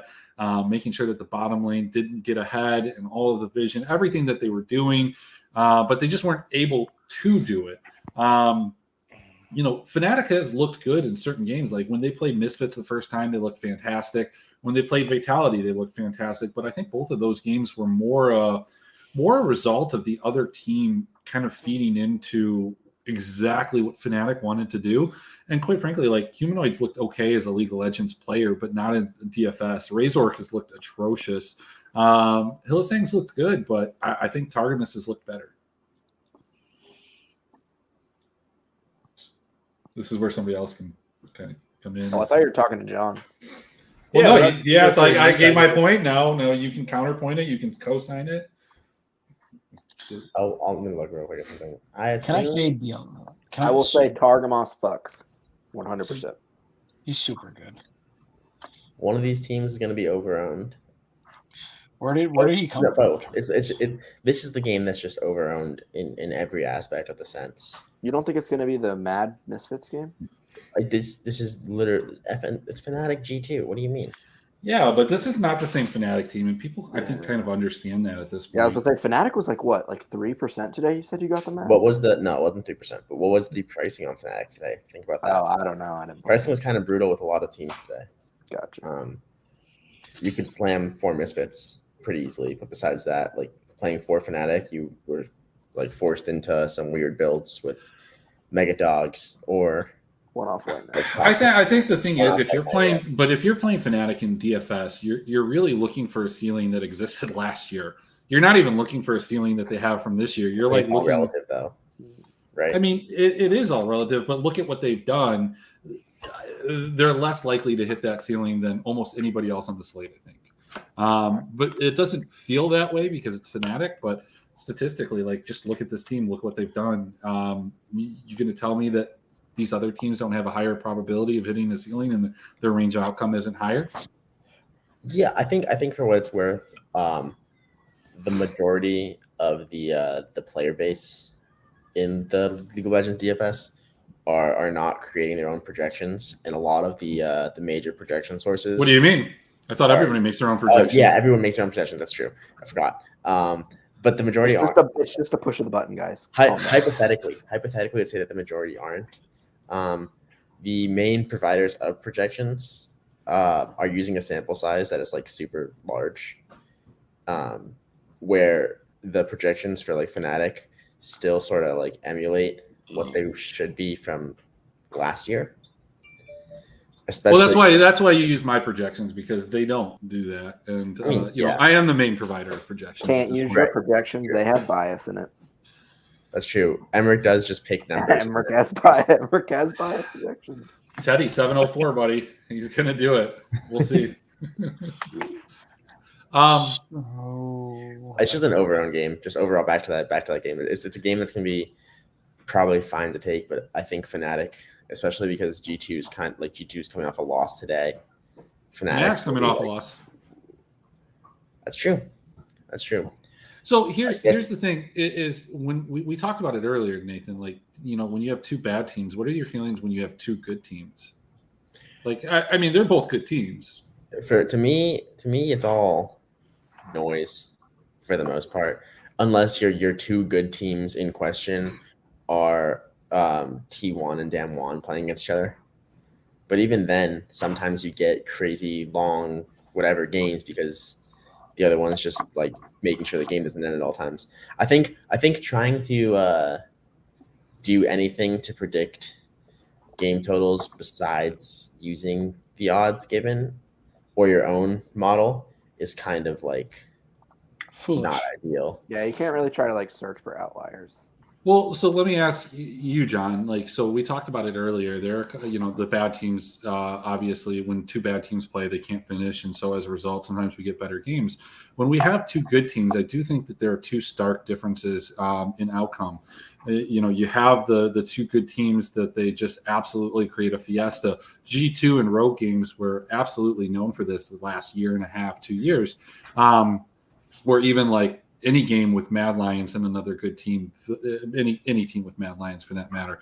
So this is one of those situations where you have these two teams that historically have big fiestas. Neither of them necessarily are keen to that. And on top of that, these are both teams that are like battling for second and third place. They're really important in the standings. Late season, does that weigh in your mind? Like, could this game be an LCK macro game? I'll tell you, outside of a few teams, I rarely took into account projections when it came to like what they said the game scores were going to be. Like there were some teams that like you never really played their games, especially like in the LCK, sometimes in the LCS. But for the most part, outside of like about 10 teams, I just tried to play teams that I didn't think would be owned that were in decent spots. And just assumed that like the randomness of League of Legends is enough that you can get good scores out of just about anybody, especially underdogs winning, like we were talking about. Like especially for underdogs, I didn't really worry if their matchup was not predicted to be bloody. Like I said, there were some outliers like G2 when they were on their kick. Like every G2 game, you just had to play because they just literally every single game was a 25 kill game. And then there were some other teams where the opposite, like I think Dignitas and the LCS for a while were just like you just couldn't play their games because they got like 9 kills every game. But outside of like the outlier teams, I tried to find teams that had the ownership that I wanted more than I tried to find teams that were projected to score well. Mostly because I kind of have this feeling in all sports that like everybody knows what's going on now. Like we're at an age of information now where everybody knows that the G2 game is supposed to be high scoring. Everybody knows that the Fnatic game is going to be high scoring when Whippo was on the team. Like literally everyone knows that. So the advantage that you have is to go away from that information and let other people feel smart by saying, oh, I think the G2 game is going to be high scoring. You know fucking shit, Sherlock. Everybody knows the G2 game is going to be high scoring. Like, but it makes people feel smart to say, oh, the G2 game is going to be high scoring. So generally I tried to go away from that stuff. Other than I can't believe you just took a dig at Mike B. I can't believe it. You just took a dig at him. Unbelievable. Not even in the chat taking a dig at him. Yeah, I mean, it feels like people overestimate how consistent some of this stuff is. It happens a lot. Like betting, this is like where the books clean up a lot in betting. Is like people overestimate how often the things that's supposed to happen are going to happen. They just always overestimate it. Like teams that are favorites do not win as often as you think they do. 84% is not 100%. I think it's like the. I was going to say, as soon as you said that, Nathan just got like I mean, Yeah, zero, that's right? like that's like the only reason I can win in DFS. It's like it's the only way anyone can win in DFS is that people just are super inefficient in the way they view like optimality. Like they think that the 80% favorite is going to happen every single time, and when it doesn't happen, and someone plays the 20%, that person They know. it's rigged. They know. Yeah, they just know. And you're playing a field like oftentimes when this happens, you're playing like a 2,000 person field, and they're like, "God, you're such a fish. You played CLG or whatever." It's like, what do you think? CLG never wins? Like they just never in 1,000 tries, they're never going to win this game. Like there's 0%. 2,000 people in this field. Like It's 0%. yeah, you got to do something to win. There's no way that Cloud9 wins every single game that split, right? There's no way. Isn't this what we talked about? Not betting like favorites all the time because they don't win. You're better off pounding the underdogs. No. I feel like half of our viewer base was just offended by what we just said because John, I think the we question lost like 5 people. Are we ahead Nate. now? Are we ahead now if we bet Astralis every week? Probably. Yes, for sure. Now you And are. then tomorrow we're gonna. No, you're probably like 3 weeks behind. And then tomorrow John. we're gonna be up a grand. The question I have for John is: are the 10 teams that you wanted to avoid when you were taking teams for DFS? Was that just the entire LCK? It was like really almost all the LCK. There was a couple LCK teams, HLE, like you could play HLE games. Yeah. I'm trying to remember who else it was, but like T1, you could never play them or their opponents. It's so annoying because you can actually play T1 this year. You can Well, play and Team but Max. it's always funny fucking because out. that's exactly what I said yesterday. Was like you just can't play against Sandbox. Like I'm crossing this game out. John would always say cross the game out, and then I cross the game out, and they have that like 1% situation. But to be fair, they were like 3% owned. They were like a Fnatic situation. Like they don't hit that ceiling very often. It just happened to be like the 1 out of 100 times, and you got them at such a low ownership that it made it worthwhile.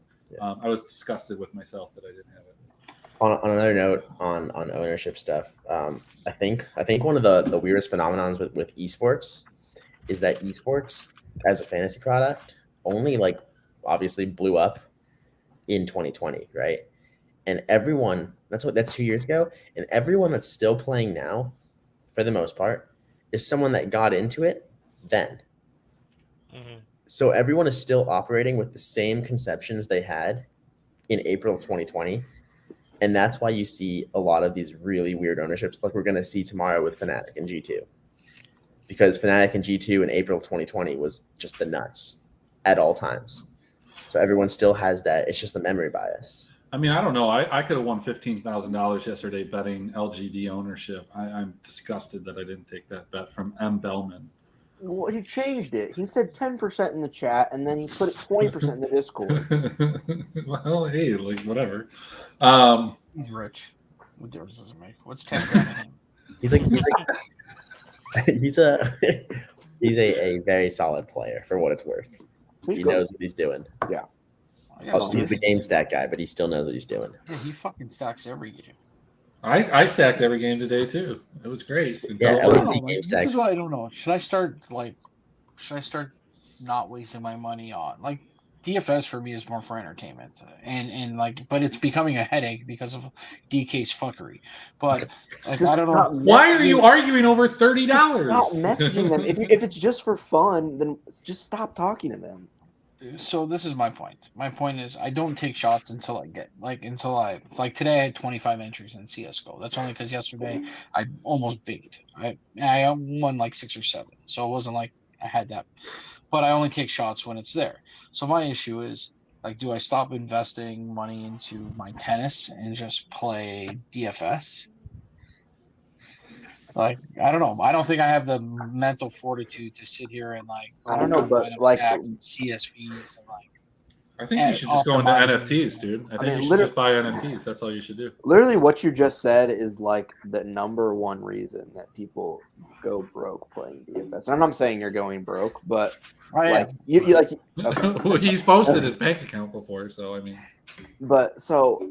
You know, like when you win a slate or almost win a slate, you can't just the next slate. You say you won $5,000 and you're a $50 a night player. You can't just the next night you won 5,000. So I'm gonna play the 555 tonight. No, I don't do that. You have to keep playing the $50. Kevin, that is exactly what you do. You play that, but you just stop that day. Like you have to take your shot, dude. When you've arrived, you win the one GPP, you're definitely going to win it again the next day. Like, I only played you've that. Got to go to the higher stakes. It's so much easier to win at higher stakes. Much lower scores. Yeah, easy wins. But I only played the high three. stakes are pretty easy when you think about it. Well, that's the thing. If you have cash, it's almost easier because, I think the lineups like there's no. I killed Nathan. That's my favorite comment, though. I know you're doing it sarcastically, but that's my favorite comment. Yeah, I mean, don't you think sometimes if you play head-to-heads or winner or WTAs, there's a little your probability of winning is higher than playing GPPs all the time? 100% because you're going to win a head-to-head if you break even 52% of the time, or whatever. And if you break even a GPP, you're winning like 25. But I'm saying a GPP is generally playing the lottery. No. It's a calculator lottery. Not if you enter 150. If you enter 150, it's basically a double. Yeah, you got to use an optimizer, click a button, and you're probably like at least 70% winning. Like, your probabilities of winning are a lot lower in tournaments, but the payouts are also obviously a lot better. The variance is way higher. You can go on like if you're playing head-to-heads only and you go on like a 50 buy-in downswing, like you're just bad. But if you go on a 50 buy-in downswing playing tournaments, like you might be bad. That's like literally 1/3 of your entry to one tournament. Like if you got a 50 buy-in downswing, it can be 1/3 of your entry to one tournament. No, I mean like 50 buy-ins, like 50 per day, 50, 150. Dailies. I'm saying I know you've hit some GPPs, and that's obviously part of the bankroll. But if you're playing you're at an advantage, I would say, playing WTAs or cash games rather than playing GPPs all the time, right? I mean, you have a better like percentage chance to win because you're playing a 4-person winner take all. You have a 25% chance to win. So I will say that if you're playing the 267 like winner take alls, you can look at who's playing those and know if it's a good spot or not. There's like they're just usually they're predictable. You have to play in a particular way because most of the people that play in there are sharp. I mean, even King J, he's a pretty sharp guy, but like just runs real bad. Don't boost his ego like that, okay? I take all his winner take alls. I love those. Get 4 fly and win, man. If you're playing optimally, you should probably be playing all of those every day. Like depending on what your bankroll is, you should probably be playing a GPP or two and some heads ups and some winner take alls. And that's why that's why I kind of asked, like, do I just stop playing my tournaments, my online? No, my game, that too. But I'm saying like the money that I'm investing in my sports book compared to the money that I'm investing in DFS. It's like it's night and day. Like I put 26K in there. Like I might have ran 20K through my sports book. And like if you look at my guys, I will tell you, don't put all your money into DFS. Yeah, you have not refined your process to a point where, and that's my point. I can justifiably tell you. I think, guys, if you're doing it for entertainment, like I'll use an extreme example of like Australis today, right? If you bet Australis to win today, the odds were what, like 400? It was 400. That was it. Yeah, you're getting paid 5 to 1. No, but if you're playing a 4-stack of Australis and GBPs, like what's your upside, right? Like if you're playing, I didn't even win today. If you're playing to for entertainment in a lot of the places, then like I think DFS is better, but you're also gonna see like a lot, like you gotta like mentally prepare for like just brutal swings. Yeah, and you guys don't like I've binked the odd occasion, like that other cloud, whatever it was, like it's you not binked like you binked NBA the other day too. Yeah. Did you? Yeah, but I'm also like that showdown or whatever I hit when that night when you remember I told you I had like 50 cents in my bank account and then I binked the showdown with Darshan or whatever. But like it's just and that. But at the end of the day, it's more like I'd rather just put in a $15 LEC lineup and then complain about it when I'm done after the first game. So like, I'm not really playing those to make dough. It's not like if I win, I win. If I don't, I don't. Yeah, if you're not playing to make like money, like if you're just playing for fun, like that's what Josh does right now. And Josh will text me every morning, and he's just gonna play the biggest dog on the slate. He's putting one lineup in the $15 contest. And he's just playing the highest upside, lowest owned, biggest dog, and just hoping he wins. And if he doesn't win, he's not mad about it, but he's just playing for fun with upside.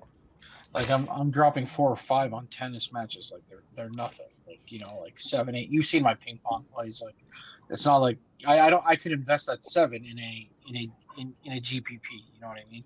Instead of playing it there.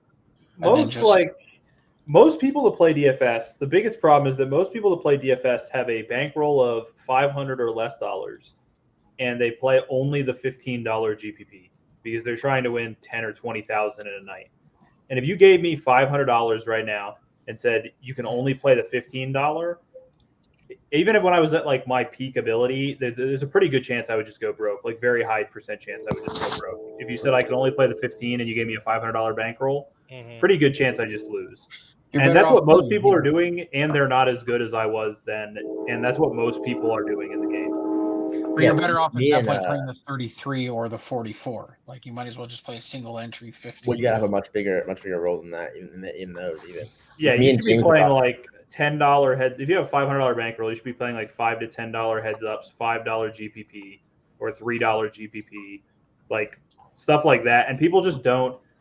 I mean, that you don't get into gambling to grind out a little bit of money. That's the thing. Like most people that get into it don't get into it really for the right reason, which is to like grind out a little bit of winnings. They get into it to win $20,000 in one day, even if they can't afford to really play those stakes, which is why people go broke all the time. Yeah, that's what I was saying. Is me and James Payder talked about this a few shows ago. Was that like there's a large likelihood that some of the best fantasy players that could have ever been just went broke quick because they played too high and they didn't come back to it. Like there's probably so many good fantasy players out there that just like hit a downswing as they started to play high stakes. And I can't tell you how many guys I knew in poker, which is very similar when it comes to like the way that the swings work. I can't tell you how many guys I knew who were excellent poker players, but they did exactly what Guggs and Emmerich were talking about a minute ago. Every time they had a score where they made a bunch of money, they just tripled their stakes immediately. Yeah, they just didn't have the bankroll. They just didn't have the bankroll to survive it. Yeah, instant shot take, and then they don't have the bankroll to survive the variance. And even if they start off like day one, they win money, they're going to lose money in the next couple of days, and they don't have the bankroll for it. So they just I am not, back down. Don't get me wrong. I am not condoning you continue to do that. I totally think it's okay to take one shot. And I'm not saying like you win 10,000, you go play the 4,444 millionaire maker, but like you want to treat yourself. Like you can go buy yourself a nice suit. Or you could throw something in the 3-3-3. I think it's that's different. All I'm saying. That's the thing. Exactly. Like, for me, like I take if I put like say I put 3, like I can afford pretty much every pay to put about 3 or 4 in. Okay, so then I'll try to hit a plus 220 or a 150 tennis play or something, and then if I get it up to 9 or something, I'll take a shot at 7, and then if I get up to 16, I'll go to 12. Like I'll always. I always try to, but I've known to put like 13 on something or 14. I think the difference with shot taking right away, as someone that's playing for fun, versus someone that's playing as like a source of income, like a regular source of income, is that these like, and I'm a very big, I don't follow my own advice at all, which is like a big problem of mine. Is like I play way too high sometimes.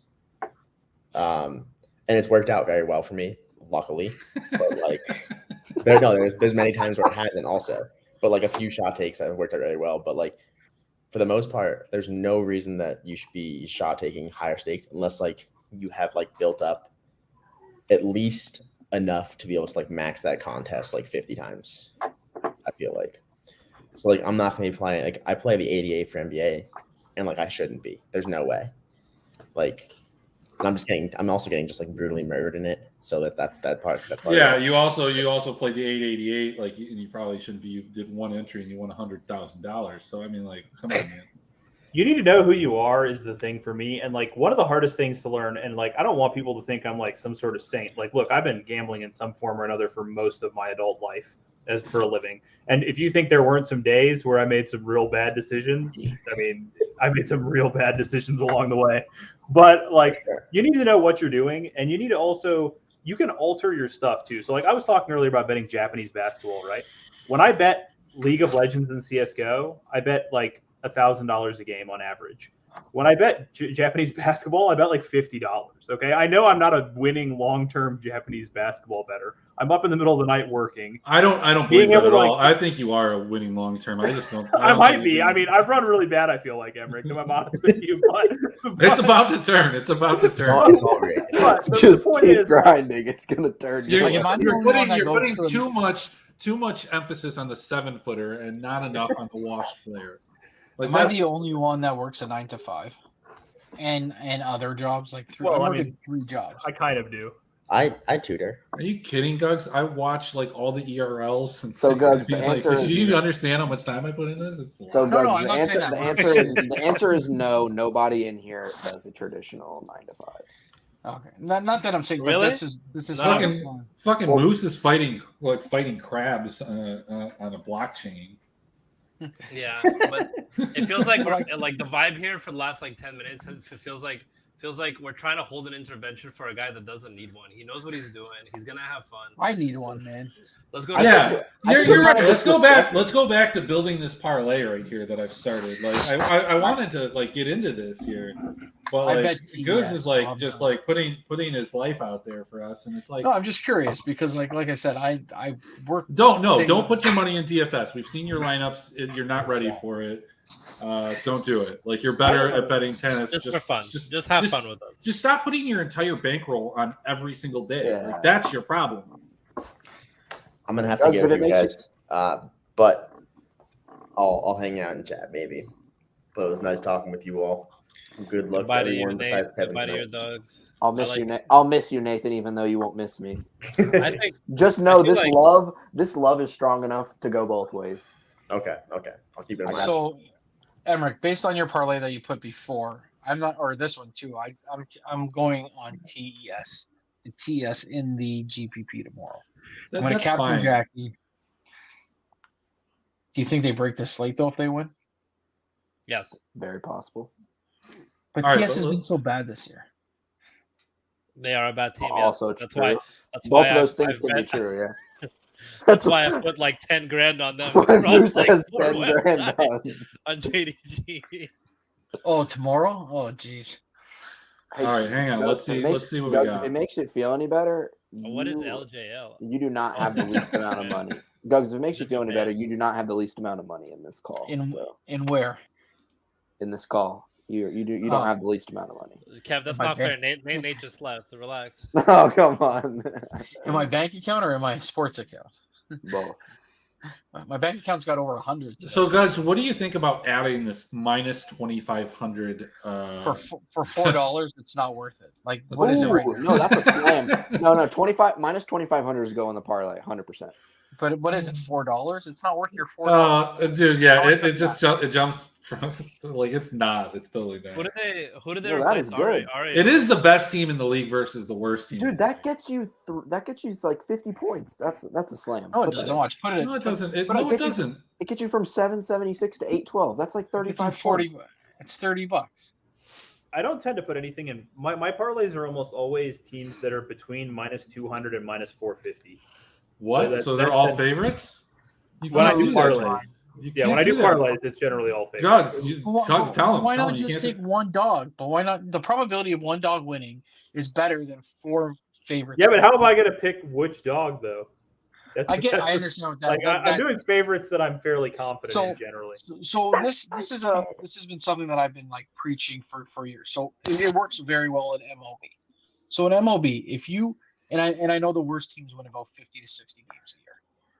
So if I take the Yankees every single game, or I take a favorite every single game at minus 250 plus, okay, I am more likely to be profitable if I am playing those dogs on a consistent basis than playing those minus 250s and 400s. Yeah, I mean, you shouldn't just be playing every favorite. You should be playing favorites that you think are very likely, like specific matchups that you think are very likely to win.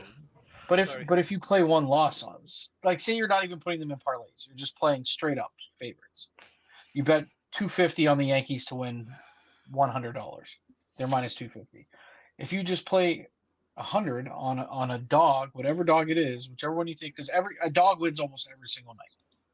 Okay, Yeah, but one of like 12 dogs wins every single. Like 2 of the 12 dogs, but you have to know which one of those, like which of those 12 dogs. Are going But to win. it's not Well, you always only have to it's hit not a- always the case. I've won multiple like parlays in the LEC this year, and it's not you wouldn't guess it this today, where every single one of the favorites won. It's One thing happened I do more like than to once. do that lends itself to what Guggs is talking about is if I feel really strongly about an underdog, I do like to parlay them with like a minus 300 favorite that I like or a minus 250 favorite that I like. Somebody who's like somebody I think is a bigger favorite than that, but is in that range. That's- And that's been something that's gone well for me. But that's with a very specific dog that I really like. Well, so my question here is, what am I missing anything here? I'm going Meta Falcon team in the PCS against Impunity. Impunity's 0-4. This team's terrible. I don't know. They haven't won a game. We've got JDG Gaming versus Top Esports. We've got Misfits. We've got Rogue. I'm very tempted to take. I'm tempted to take Crest Gaming here. Crest Gaming is Jesus. 1-3, and the SoftBank Hawks are 0-4. Now, Crest Gaming's only win comes off of A6, and Burning Core's 3-1. So I'm interested maybe in taking this. Do you guys Add have add in Vitality against Gambit in CS:GO tomorrow. Okay. Yeah. Oh, Do you think I Gambit's should- gonna- Do you think I Gambit's should? gonna- You're on the fuck Gambit train too, John? Gambit's like Did you- really good at one map, and every other map they lose to everybody. So Did you see? I think they Did you see fucking my suck. message this morning? So Bet365 in Jersey today had Gambit at plus 100. But then I called my buddy in Ontario, and I'm like, "What's going on with Gambit?" So he showed me his from his phone, and it was the proper odd. So I'm like, I was almost going to drive 6 hours to Jersey if I could. I like that parlay. I think you need to add DFM. No, Vitality's No, it's not. It's not. Okay, let's see what it adds at this point, though. You Who's only better, added Shiro? 30 points. 22.96. You might be answering. Who's better, Simple or Zywoo? Simple. Simple. It's not. It's not worth it, Kev. Like if this It's loses, 100 like I'm, points, bro. 100 points. what? Who cares? How It's good the is best it? of one. Bro. It's a lock. Put it in there. Come on. The big Okay, Kev. I'll do this. I'll do this for you. Yeah, Kev. Oh my Watch it. God, 100 you just did that? Ooh. They want us to Oh check my the God. Japanese basketball, Emmerich. Here, look. I'll just do this for you, Kev. I'll get the extra 100 points right here. There you go. But Vitality's not going to be Gambit tomorrow. Yes, the fuck they are. They're My gonna dude. they're gonna ban Vertigo and they're gonna crush them. That's like No, sure. Vitality's good on Vertigo though. What yeah, did this but guy just that's say like about Gambit's Oxford? one map. Look, I can't. Here's what time is that game at? Because like at least at the end of the day. 9:45, I think. So at the end of the day, as long as I wake up, I can properly hedge if that's the last game. Because I mean, look, John, the last time you gave me a CS:GO play, wow. Hold on. That's a Match good play. match fixing was match fixing. Yeah, Oh, actually, Do you remember the one that I emailed about the match fixing? That wasn't John actually ever see match that one? fixing. The one that I did? Guggs asked for a refund because he said there was match fixing in CS:GO from Dude, DraftKings. there is 100% match fixing in CS:GO, and that's why I stopped betting it. And it's literally top tier teams that do it. I've seen tier Fury. two, off you have these to be ones. you have to be super careful. in I've tier seen two. Fury. Wait, Moose, are you the guy that texts us in Discord like, "Yo, I can't bet enough on this"? Like, I know people. That's the problem with CS:GO is you think it's fucking match fixing, but it's not. Like it's so fucking random that like Furia will go out and 2-0 Navi, and then they'll get fucking 2-0'd by Tier 2 and 3, there's a ton of it, and you can see Well, it when it happens. that was the one that I said. Which do you remember? I'm gonna look it up. Oh, right we now. should have looked at the LCS and like seen if any of these can get added to it for. There's a lot of cheating in tier 2 and 3 CS as well, which you have to watch out, like legitimate cheating. Yeah, you have to watch out for as well. The lines 2 weeks ago. Do you remember they didn't have lines for? I think it was a tier 2, tier 3 game. They didn't have any lines for any of the games, but yet they just priced players wherever they wanted to. And just before the game went off, the lines went completely bad, and a team that was minus 500 got 2-0'd. Like, and they were talking about like botched, like just headshots every single game. It was like just, and I don't Dude. fully understand it, but I was just following it. So like either that something was up with the controls or like they were getting headshots almost every single kill. You ever seen Bit play? He gets a headshot on every kill. To catch cheating in CS:GO, for people that like actually want to look for this, headshots actually don't matter. What you want to watch for cheating in CS:GO is like where people are looking. Is how you can catch cheaters. Is like if you've played at a high, like I don't know if people didn't know this about me, but I played Counter-Strike at like I played international tournaments for Counter-Strike when I was a teenager, and you can tell like there's angles that people are supposed to be holding, and when people are just looking in really weird spots a lot, and it just happens to work out that they're looking there, that's generally how I like think that someone is cheating. Dude, just play. Alan, Oh, Alan, shit. it's Immortals, but I can't. Oh my god! If you play I can't. literally 20 matchmaking matches on Counter-Strike, you will know exactly what a cheater is. Yeah, you'll see them right away. My not very first match, I was getting shot through the fucking floor and the wall. Well, The- guys Not in even talking matchmaking, about spin-botting or guys in I'm talking matchmaking Yeah. will aimbot you, but like Yeah. the pros that are cheating, they're using wall hacks for the most part, and so it's about just knowing where their opponents are coming from. That you have to So watch out. It's not wall No, hacks. It's called TSM the- is terrible, it's dude. not called wall TSM hacks. is terrible. It's I called the cannot bet. Hunden cam. Can't John, bet them, Alan. just to say this to you. So there was a match. I said I don't like to call match fixing often, but despite losing to weird matches often, I like to think CS isn't that rigged. But this was a bad match for sure. Endpoint 2-0 was dropping to 1.8, and then right before the match, Enterprise to win got hammered with bets, sending endpoint 2-0 to 2.4.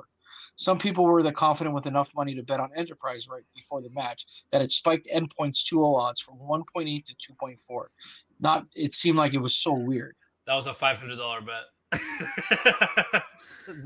There's like no volume. It's amazing. Guggs has like a beautiful mind for gambling, but he has the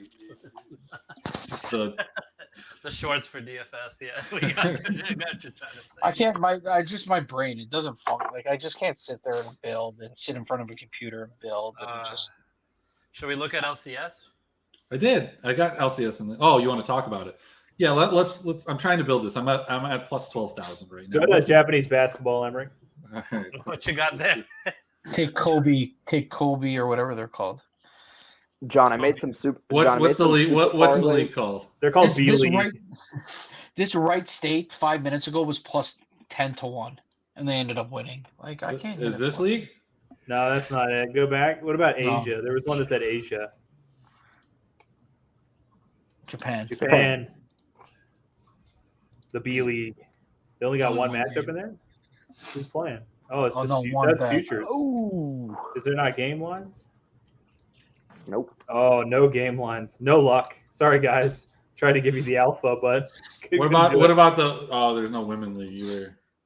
So wait, John- we're not gonna throw futures on this, like. Oh wait, there's B League B2 down there. That's the secondary division of the B League. The secondary division of the B League. Let's bet it.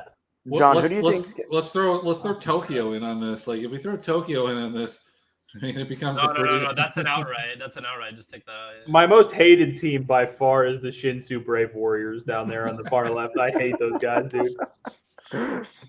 All right, I'm gonna sign out and lose some more dough. I'll see you guys tomorrow. Bye, Googs. See you later, Goose. I got some Alcatraz betting to do. Wait. so- Joel Embiid for MVP? Really?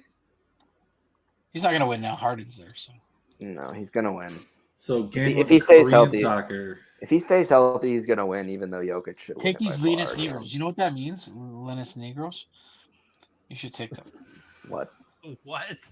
We almost made the full show without you being racist. I Close. wasn't. So Alan, is it K League 1 or K League 2 or Korean F Cup? Which one is it? Just do all South Korea, yeah. Gang The one. big. Gang Yeah, one the big- FC plus 140. Oh, Like- good value. I used to do Should this. we a just lot take the when I- should we just take the even here? Do you know how to play these Asian handicaps? I don't think so. I do. Sorry, we're putting it in a plus 23,000 parlay, so at least it's a story if that's how we lose. We can definitely like hound Allen for a while. I've got a 6-leg 580 plus 585,000 parlay that 2 legs have already hit for. I There still we can't believe go. Alan Heffinger has a kid. That's unreal. All right. The kid's a let's do kid it. in himself. The only problem with that parlay is that it's got top esports in it to win the LPL. Oh, your parlay. Yeah. I thought you were talking about mine. I'm like, I didn't put that in there. John, who do you think is going to win Katowice for CSGO? It's hard to say because we haven't really seen Navi very much yet, and like Navi would have been the favorites coming in. Yeah, they were minus 150. And we haven't really seen a lot of them yet. So I'm guessing probably you would still make the favorite Navi at the moment, but it's pretty hard to say. Honestly, nobody has super impressed me so far. I've watched all the games in Katowice so far, and nobody has really impressed me at all. There's been two teams that have impressed me: VP and FaZe. FaZe just because they're playing without Rops, and I thought that they were gonna lose to TL, and I was shocked that they won, which is really good for me because Rops is back tomorrow. So you're right about VP. VP's looked significantly really better than we would have expected. And that Vitality lineup, they haven't really impressed me yet, but that lineup should be so good. Yeah, that lineup should be awesome. Yeah, I've got a bunch of futures on that. I've got like a bunch in big parlays, but all my concentration is on FaZe, Vitality, and G2. So watching G2 and Vitality both drop down to the lower bracket today was just G2 today was painful, dude. I had G2 today, and that was painful. Yeah, that was so bad. Have you bet any?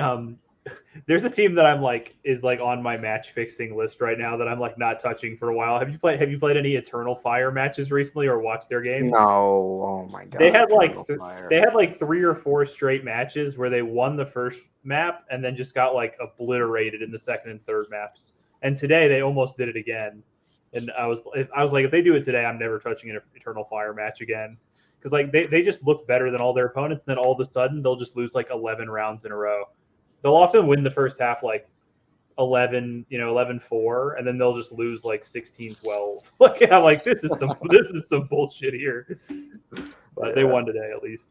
CS:GO betting is hard. I did it for 5 years. It's impossible. I recommend when I talk to people about CS:GO hard. betting, I think you should only bet CS:GO in play. Generally, if you really want to be more TV, bet them live and bet the spread.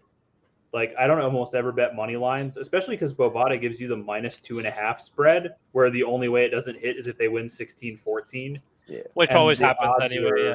Yeah, it happens anyway all the time. It happens anyway, yeah. But odds the odds are so different. It's they'll be -200 money line, -110 at -2.5, where the only difference is 16-14. I mean, I would argue that almost if you know what you're looking at with League, that if you can get live betting on League, that's actually live, whether you're looking at the API, it's such a huge advantage. I think League betting is more of an edge than live League betting is there's 3 times that you can do it.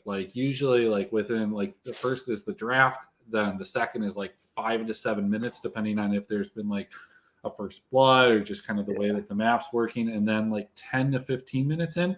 I mean, the free, and we'll never see it again, but the freest one was that +400 where EG was just so far behind, but you just knew that the Dignitas Caitlyn comp, that they just could. There's nothing that they could do against Evil Geniuses once they scaled up, and there was no reason that they would be able to beat them even before that. And there was +400 because EG was down 4,000 gold. It was just the freest max bet you could ever do in your life. What was the there was a couple Damwon matches last year where they went down to 360 and 400, and then they just kept grinding back into the match and barely winning them. Yeah, but those you're betting on the team and sometimes maybe the composition. But the EG was there was just no way that Dignitas was going to kill them. There was no way. They didn't have the damage. They had an Ari mid with a Caitlyn. There was nothing. There was nothing that they could do.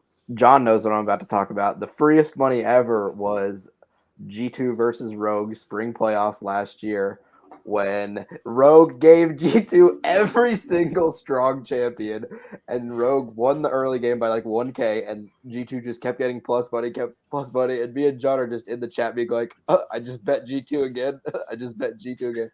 They got Senna, Seraphine, Urgot, and some other fucking broken shit. To give people serious advice that they can really utilize if they want to get into betting CSGO, the best way that you can bet CSGO is to bet any team that's not a top 10 team in the world is better on counter-terrorist half than they are on terrorist half of basically every map. And so you just look for when you think that the better team is behind after their terrorist half, then you can bet plus money on the better team going on to CT, and that's the easiest way to try to make money in CS:GO. Yeah, especially if that map is called Ancient or Nuke. Nuke is one of the biggest ones. During the Columbus Overpass. major, they had Splice somehow make the major. This is like, I literally have a Splice jacket because of this, but like they had Splice make the major, and this team is the worst assembled like North American team of all time, and they're playing Fnatic, and I'm talking about like Olaf Meister Fnatic with like Crims, the Dynasty, the Dynasty the good Fnatic, and the line is plus 11.5 for one map. I'm like, I throw everything at this line. They're showing me the player. They're like, Professor Chaos is playing for Splice. He uses a mouse sensitivity of 14.0. He's the only player to use above 2. I'm sitting there like, dude, this guy literally, like, how does he even play the game? This guy is just breaking his arm trying to move his character. Yeah, like I play with a sensitivity of like 1.8. The guy plays with a 14 sensitivity. Like, is he on crack? And yeah, so he moves his mouse at all. It's like, I'm watching this game and it's like Fnatic round. I'm sweating. I got thousands of dollars on this play. I'm like, dude, come on, Fnatic, just one fucking game, please. And literally miraculously it hits. Like the most miraculous, like random, like last second diffuse. Like Splice gets it. They lose 16-6. The Splice walk off all sad. I'm fucking screaming in my chair like crazy. Like, let's fucking go. They covered by literally by 10. Like an 11.5 line on a 16 win map. Like, it was unreal. There was another one, Kev, last year. I think it was in summer in LCS Academy. Wasn't it like CLG Academy was like plus 300 versus 100 Thieves or something like that? I remember just laying down a ton of money on something like that. And it was just absolutely like just a broken line. Yeah, there were a lot of early season Academy broken lines. Not as broken as the plus 1,000, but like that was when it was best of 2s. This was still best of 1, and it was like plus 300. It might have been in spring, and I know it was like CLG. Like it was stupid. It was a terrible line. All right, guys. Well, I'm gonna win like $22,000 if all those things hit. Those are all good bets, you know. Live betting league, I'm convinced is the most plus EV thing that you can do, and it sucks because LEC is the only fucking region in the world that isn't live. Well, you can do it. Like if you just watch the APIs or Bet365, you can do it. It's not a problem. It just does suck. Like when you're watching, you can't watch it and do it at the same time because like and with the APIs, it's closed more often than it is when it's live. Because like with the LCS, you can bet it basically the entire game. Yeah, well, the problem with Bovada is that it closes so frequently. Like it'll pop up, you hit it, and it'll say processing, and then it'll close. Like Bovada's, they're on some other shit. Let me tell you. So, John, like I'm like, why? I asked them why there wasn't live betting, and they're like, "Can you verify your account?" I'm like, "Why? Why do I need to verify my account? I just want to know why there's not fucking live action offered today, and there was yesterday." Sir, can you please tell me your pet? No, I'm not. I'll tell you my birthday. Like why does this matter? Just tell me. And birthday, please. Like it doesn't. This has no. Like it doesn't matter my account. Like I'm logged in. I'm logged in to talk to you. You know who the fuck I am. Just tell me why there's not live betting. And then I just realized it was a fight that I was going to win. Go ahead. I'm sorry. It's all good. I think it's. Have you guys all heard this John betting story that went down like a couple years ago? The e-soccer one? Yeah, the e-soccer one. Yeah. Okay, then we don't have to say anything, I guess, because Nate was the only person that didn't hear. But if you guys he never heard that story? No. I'll tell him that. I could tell him that story. Literally like one of my favorites. I always think about that because I subscribe to their Instagram, and now I watch like the Instagram like shows me highlights of all the e-soccer shit, and I actually like the Ulancer guy actually retired. All right, now you have to tell it. Spelkowski hasn't heard it, and if Spelkowski hasn't heard it, like the man that has all the information. There was I'll give it a quick recap, just a quick one. But like back in the day, I made a deposit, and it was a huge deposit on a Bovada, and I selected this bonus that it's the bonus was like, it was a small bonus. It was like $100 or $200, and it said you had to do like 10x playthrough. And my assumption at the time was that you had to do 10x playthrough on the amount of the bonus. And so I was like, it's a $200 bonus. Like, I have to do 2,000 in playthrough. Like, that's easy as fuck. Like, I'm easily doing that. So I was like, okay, I'll just take this bonus, get a free $200 or whatever. But then I made a huge deposit using that bonus. And then it turned out I had to do 10x on the deposit, not on the bonus size. And so I made the like one bet that I had deposited a bunch of extra to bet on. And then I was stuck with a whole bunch of money on there that I didn't really want on there. And I had to try to find a way to get it off. And so I was looking for like things that I could bet to do the playthrough on my bonus. And I noticed that they were doing e-soccer. This was years ago. And I noticed they were doing e-soccer. And I was like, I know a little bit about like FIFA. And so I like started watching these games real quick and like quickly formulated like a strategy for how I could bet e-soccer. And over the course of like a 12-hour period overnight, I made like 150 e-soccer bets. Like every game that came out, I was like just firing them off and watching them on YouTube and like updating my strategy based on what I was watching. And I ended up making money over the course of the night. And eventually Bovada banned me from betting e-soccer. Well, they didn't ban me, but I can only bet like $40 a game on e-soccer now. And then it got so low that I can literally only bet like $40 on e-soccer now. But I'll tell you this, it's the updated version of the story, which is that I like really enjoyed that. And I enjoyed the fact that I got to like try to break down the game and figure out what was going on, even though I didn't really know anything about it. And I've done the same thing since. And I'm now super hyper limited on eNBA as well. I can't do eNBA betting either, like 2K. I figured out some. It's all about over-unders in both games, for the record. All the money that I made in e-soccer is from betting the over in the 2x6, the two halves, 6 minutes each. Almost all the money that I made was in betting overs.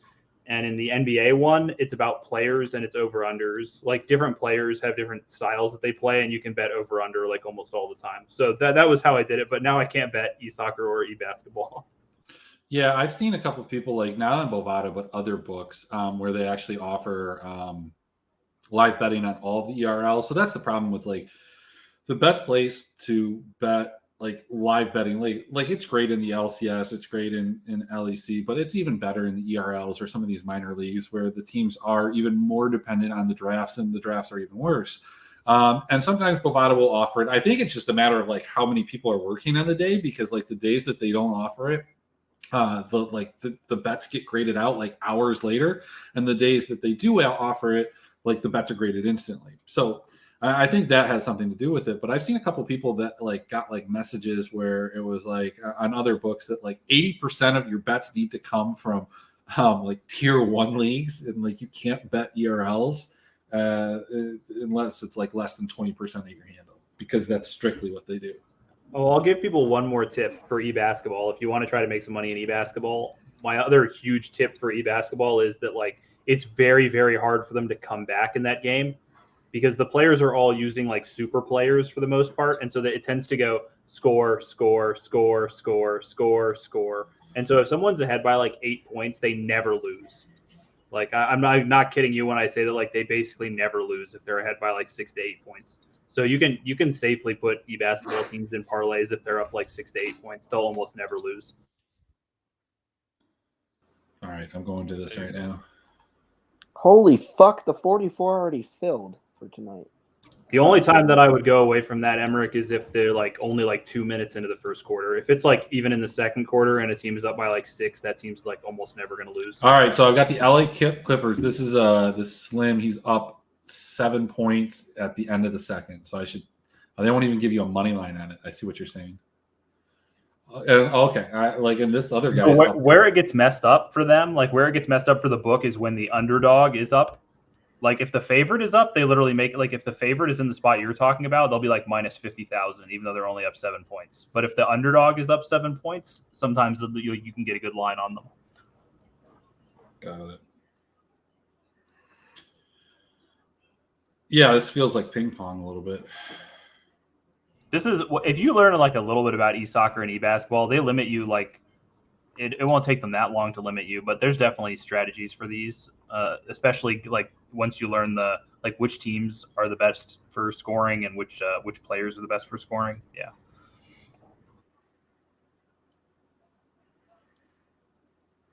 Yeah, Kev. Last week things got closed pretty early too, but that worked out well for me. So I think it's going to work out well for you. Just enter all in cash, play winner take alls, and you're going to 5x. Yeah, I just loaded in just 10 lineups for the 15. This is like the first time I haven't made lineups at like 4 o'clock in the afternoon today. No, I see, don't have a good grasp on this slate, really. This is the mistake I always make on the weekends. I start drinking, and then it's like 11. It'll be like 12. Or last week, me and Kev were making lineups at like 1:30 because it started at 2, and then I couldn't get into everything, and I had the fucking nuts. I won every contest I was in. I would have won half the GPPs, but that was it. Well, I mean, we don't have to go over anything else. I mean, we can talk about LCS. I think there's some nice LCS lines, but we've gone 2.5 hours. I'm amazed that there's still people watching. Congratulations to all of you guys, and thank you so much. You ever just end the day with an ARAM? You just end the Cove with an ARAM? You want me to stream the ARAM? Yeah, should we just end the Cove with an ARAM? Let's do it. Down. This mason jar is like about the size of my head, and it's a Di Serono and Diet Pepsi, which is I gotta think there's some people in the chat that are wondering how the hell you can drink that. So I'm ready. No, I mean I've got like this. So this is what I had a couple of. You can't see it. It's a boysenberry sour ale. I drank 2 of those, and then I have 2 IPAs. I posted it in the food and drink. I had a huge beer delivery today. What is that noise? I'm logging in. I'm ready. Let's get them. Oh, God. I have an irresponsible amount of JDGWE tomorrow. Holy I really need OMG to win. You guys scared me, telling me the WE is like legit. I think they're gonna get crushed. I think here's a freebie for you guys that don't subscribe to Lottie. I'm pretty sure he's on WE too. He's on WE, yeah. But he's on like every dog ever. Though, To be fair, though, I mean, I gotta understand being on them at like plus 200 and something, but that doesn't necessarily mean they win like over 50% of the time. I really just need OMG to win like a reasonable percentage of the time. Yeah, it's the weirdest thing about any of these games is trying to figure out like what other people are thinking, because you're just so like trapped in an echo chamber of people that either think like you or think based off of like stuff that you say, and it's hard to think about like what these other people. But like in esports, it's just such a small ecosystem that like it's, I've gone through the 333 before, and like I know every one of these people. I know how all of them play. But like last night I went through it, I was like, I don't know half these fucking people. Who the fuck are these people? The real sharks are coming out, yeah. Oh yeah. Yeah, we got 5 here. I'm gonna try and add this guy. Hey, get us a 5th in here. I am. I'm loading in right now. Yeah, I have to mute this channel so that I can hear you in League and talk that way. My League voice doesn't work, so. Oh, why doesn't your League voice work? I don't know. Something wrong with I don't know. My computer doesn't recognize like League of Legends as like the application. It recognizes Riot Client. Let's see. Maybe I can. And I can't change it, so I don't know why.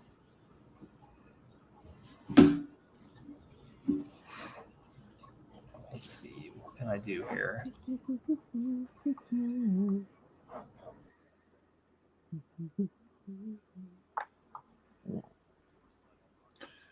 I mean, the whole thing is like if you don't talk here, people can't hear you here. Ah, true. Okay, so I just have to leave myself unmuted right here and then leave League voice. Okay, I'm just gonna have to leave myself unmuted. So if my dogs go nuts, like it's unfortunate for you guys. Look, hey, dude, we did a whole show where Nathan had 4 dogs and constantly barking. Yeah, it feels like we have to end the night with a sick ARAM to show the fans that we're ballers around here.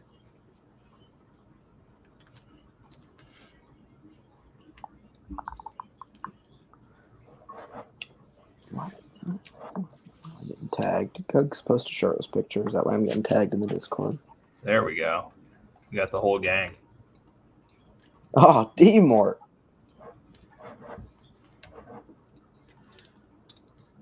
No, he posted a beautiful mind. Spokowski did a beautiful mind of Gugs.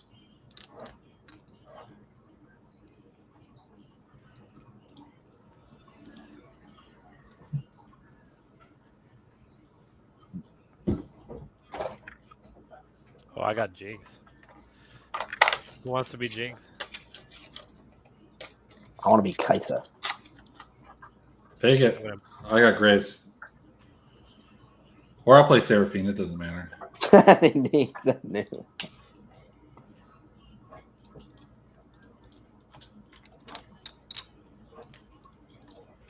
Okay.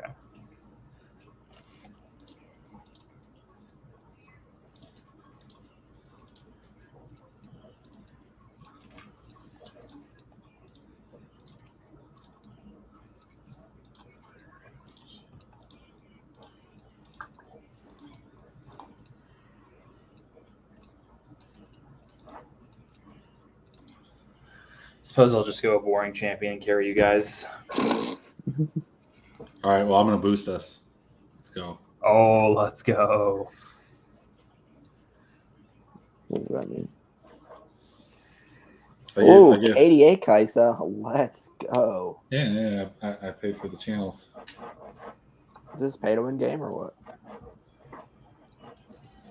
All right, hang on. We're gonna take the face off, and we're just gonna go here. There we go.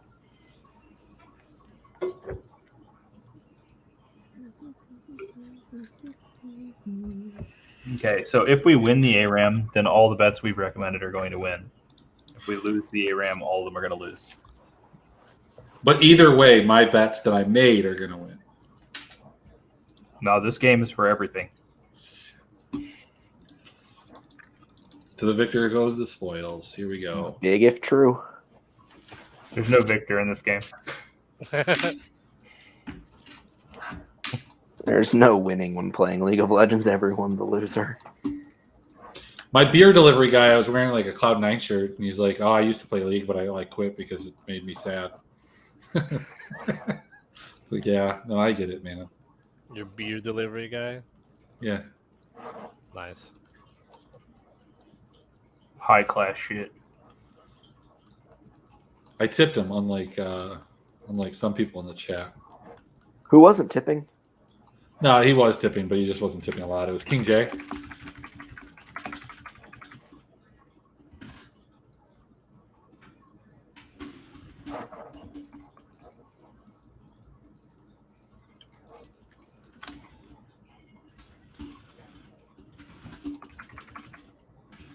Gotta let these dudes on the other team know who they are. Bunch of fucking fish.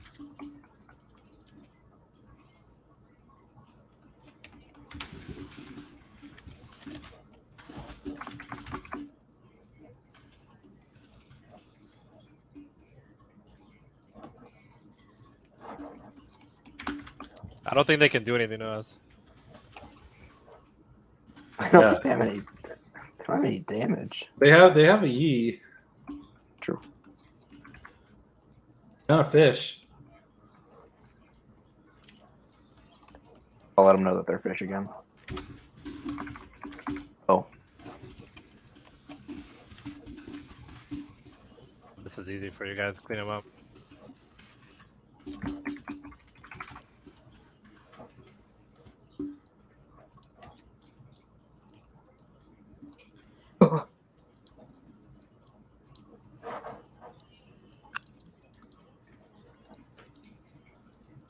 Yeah, Mr. Zillion. I didn't like moving anyways.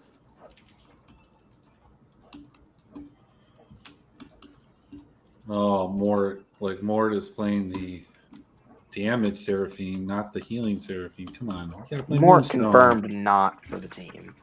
I need to die. I need to spend gold. Oh, you don't need to die yet. Got one big fight left. I've acquired 51 gold from my first strike. I'm scaling. Let's go.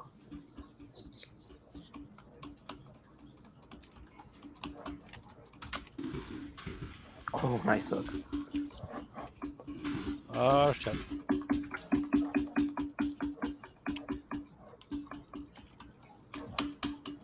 God damn it, Mort! Don't you run at me with the bomb on you?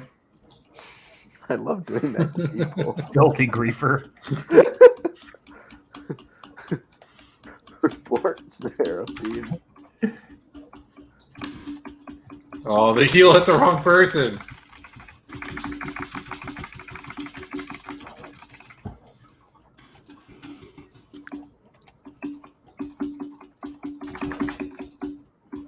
That was a terrible ult. See if I can go the whole game without dying. That's the goal. Yeah, good luck. What are you playing as? I'm Thresh. All right. Yeah, Thresh, you could do it. Just sit back and relax.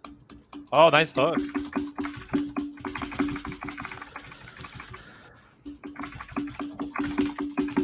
I am running. Oh god, I misclicked. Okay, I didn't make it very long. Oh no!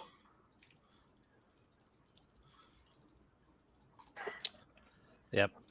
He does Wait, that. what? Enemy pentakill? He does that, yeah. What the hell happened after I died, you idiots? We all died. we Well, griefed. We griefed. We He griefed. just presses one button and he wins. Like it's the dumbest character in the game. Oh, we'll get him. I'll hook him. I've got my upgraded W now, so now I'm a champion. Let's fucking go.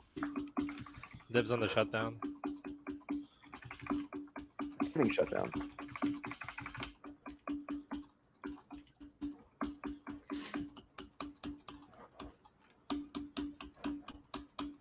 Fuck. Where's the Yi, dude? Right there. I found him. He's back there being a pussy now. Yeah. I'm full build. Oh, you have locket? Let's go.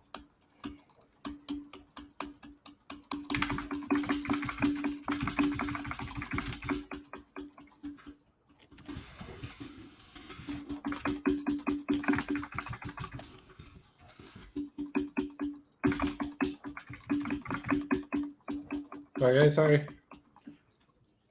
We got him. Here we go. Let's go. Let's go, D-Mort. Yeah, but the Seraphine was not supposed to get. Oh no. Where's Hullbreaker? I can't get Hullbreaker. How the fuck are we supposed to win if we can't build Hull Breaker?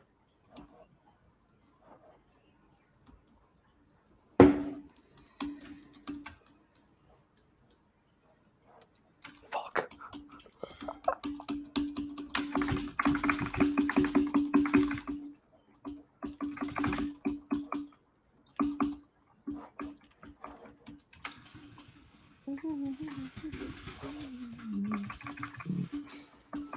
My DoorDash is here, guys. Just like the commercial. They found you in game? What? Yeah.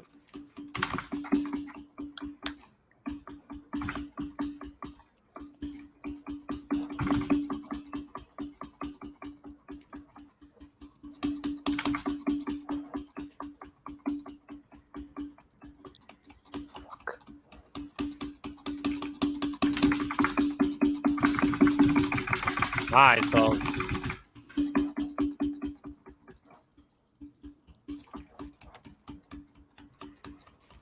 who's diving the fizz? We got this on lock. Yeah, definitely. When the E comes back with a Ducks play. Nice. Thank you, John. Get excited. Let's go. Let's go, Jinx.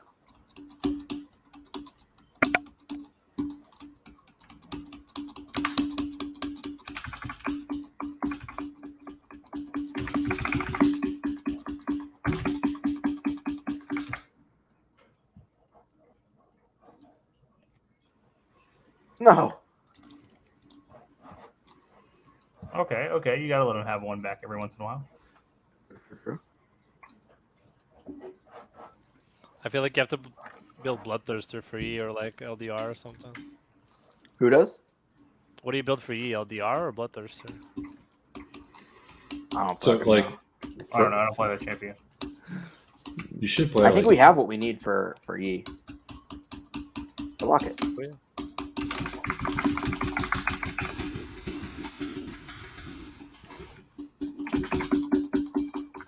Wait, timeout. Let the whole timeout. Nice. Sharks. Nice. Oh my god, bro. Sorry, I just kind of Ludum's crop. dipped out of the way of that. Who's our Seraphine? Mort. She's a baddie.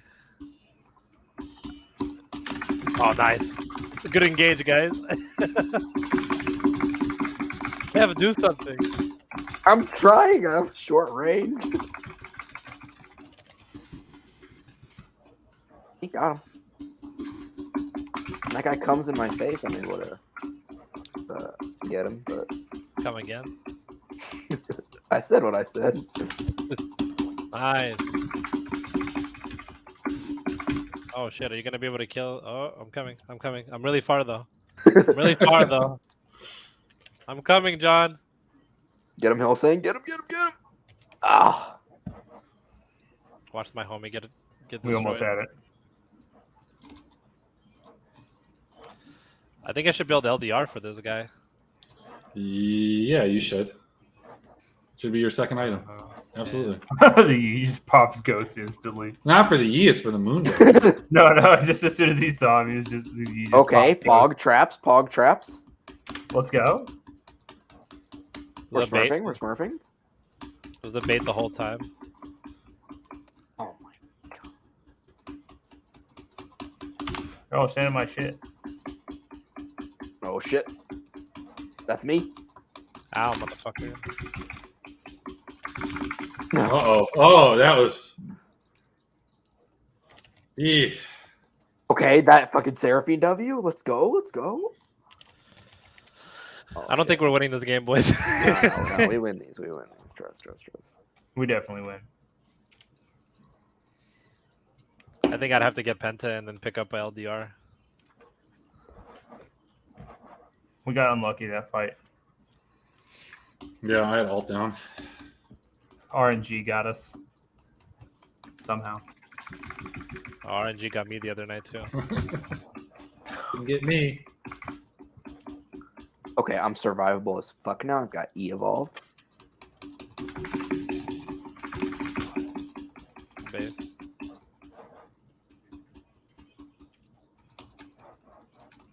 I'm in that shit. Oh, Yo, let me hit the minions. Oh, let's go, Kev.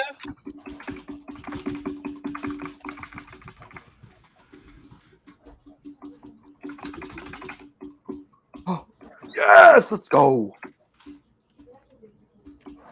Ooh, Oh, no, more. Mort's griefing. This is alt. We're gonna need another big heal, Mort. Oh, let me get it. Fuck, I just died to minions. Let's go back before you Yeah, go. go back. Alright, Get we're back. really low health. We got a thing right here. We don't have a You tower. have to Hang out, right everybody take this thing and then hang out in that bush. You got it. Oh wait, we have a minion that we have to kill. That's why we don't have a wave. My bad. I was setting up a play that we were not doing. Think we might It actually might be lose. over, yeah. We Uh, tried, boys. That's what happens when you have a plus 20,000 parlay riding on the game. Well, at least we'll probably win the best out of 3. No, it's Yeah. just E's like overpowered as fuck. Like Yeah, you like it doesn't count if you're playing an overpowered champion. First of all, This was just game 1, though. this is a warm up, right? This didn't Oh, let's go. unless we win. Unless we Get win, then it excited. Get counts. excited. Uzi. Oh, fuck. yo, he is like 14 HP.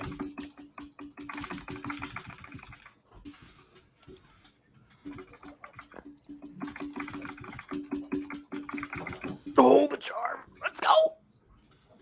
Yes. America on They're his gonna trusty backdoor us. They're graves. gonna backdoor us like cowards. I bet. How do they backdoor us? We have a tower. Guess the tower's on 20 HP. Yeah, he just runs right by us and kills it. Base. I will hook him. Yeah, we have no. I mean, he gets like zillion speed. Zillion hasn't done anything yet. Oh, they're already up? I trust T-Mort. I don't. Oh, nice. Fizz are down.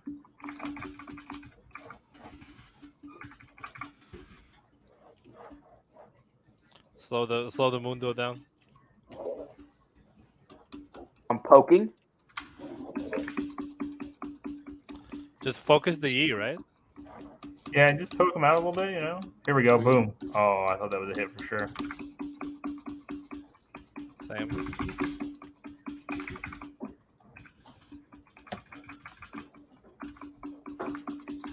Wait, don't stand next to me. Okay.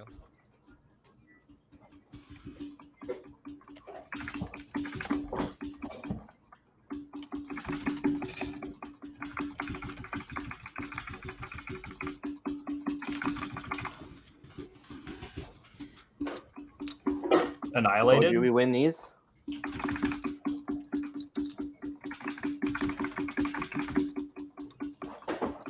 Okay, we'll clear the wave. Clear the wave. That was like the best possible fight. They all like grouped up on my ult and everything. It was amazing. That was Absolutely annihilated. Can we kill? If we can kill Mundo here. How the fuck is he full health? He's probably got a warm Oh on. shit! Get this giant fucking mob. Yeah, out. he's got warm ons. Run. Yo, back up, back up, back up, back up.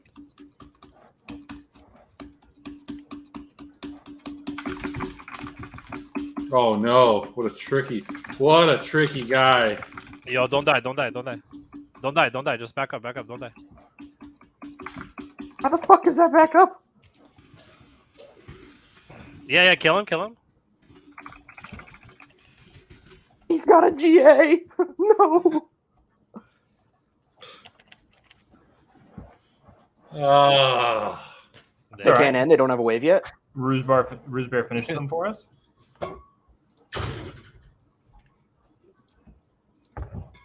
Okay, that was a little off. Cool. It's all right. We'll win game 2 and 3. We sucked so bad. Damn it. Fuck. We're scaling. bad? We're scaling for game 2. We're scaling into game 2. That was bad. Fucking trash ADC. Okay. I would put minus 200 on us winning the series. Fucking trash. Dude, I was one item from carrying. Bro, I wasn't talking about you. I was talking about that fucking Who's in the chat? Who's in the chat here? We got somebody in the chat. It's gonna give me minus 200 on us winning 2-1 in the series. Depends if I can get a good champion or not. Oh, dude, I fucking carried. I had the most damage by a lot. Did you really? I did, yeah. I don't even know what you played that game. I had Graves. You were Graves? We had a Graves that game? Yeah. We had a Graves against 3 fucking magic dealers that like doesn't really help. Like Graves was doing work that game, to be honest. That's how I feel when Graves is locked in for play. I'm like, oh, there was Graves that game. What the fuck? Didn't do anything. No, bro, I swear I didn't see Graves. did more damage than both of you motherfuckers. Kind of all you have to do is sit back and hit your W. Last chance, minus 200. I'll take it. I did second most damage on the team, bro. Come on. Man, we've got a lot of people here. Like, somebody want to take minus 200? Alan, I'm taking the minus 200. Right. Yeah. So what are you giving them? Like plus 150 or something? No, plus 200. I mean, I'll take the bet. No, you can't. You're in the game. You can throw. I'll take the plus 200 as well. Who are you, the fucking Rogue Warriors jungler? No, I'm the center or I'm the mid from Beyond Gaming. Moan. A lot of cowards in the chat. That's what I'm seeing. Because I think we're gonna win. That's why. No, Sorry. Oh, Q one more time. Jesus. That was a bad match to Q. Trust me. he knew. Uzi He knew those guys. They're good. Uzi was warming up for tonight in that game. Good. My mouse is fucked up. I have to order a new one. So I'm not playing Kindred. Sorry. I'm not playing Twitch. Oh boys, John, I might have to take you there based on these champs I'm getting. Ooh, this is bad. Here, I'll take a Mumu. Anybody got any rolls? Yeah, Jesus Christ. He boosted us last time, Emmerich.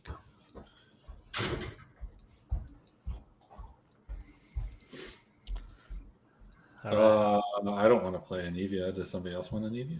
Dude, Anivia is so bad. I'll play Anivia. I've never played Oh it. my god, Anivia is so bad, dude. God, why does? Oh, there you go, Kev. There you go. I'll play Anivia. It's whatever. What the fuck kind of runes does she take? Do you want to play? You want to play Kale instead? I'm not playing. I'm starting to be glad nobody took me up on that after hearing some of these comments. Yo, I've like Alright. never played Twitch. Do we have any roles? Here, I'll play. I'll play Twitch. Alright, let's go. Oh my God, we gotta hurry though. Fuck. What do I want? This all works.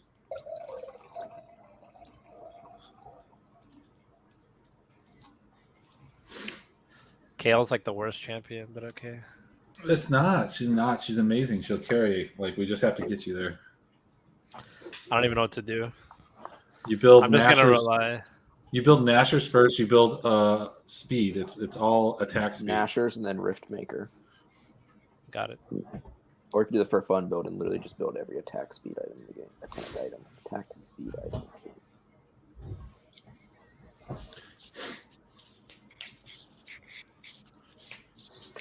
Alright, what the fuck does Anivia do? The wall. She throws up the walls and the her R like doesn't make any sense. She's Yeah. a bird. Just bird. She has like the same passive as Zach, where she like respawns. Yeah, I know the passive. I just don't know like how the other build. I know the Q's. She's are kinda stun- like- the she's Q's like- are stun, and there's a wall, and then there's She's like an Aryan Soul mixed with Zach. Aryan Soul? Is that like a dead neo-Nazi or something? Aryan Soul. Aryan Soul, bro. Oh wait, no, I need boots. I have Predator. Classic Luden start.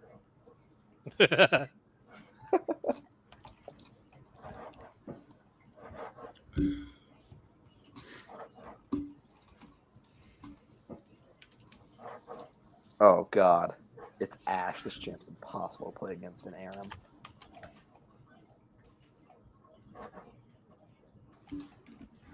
Can go, I'm boys. fast as shit.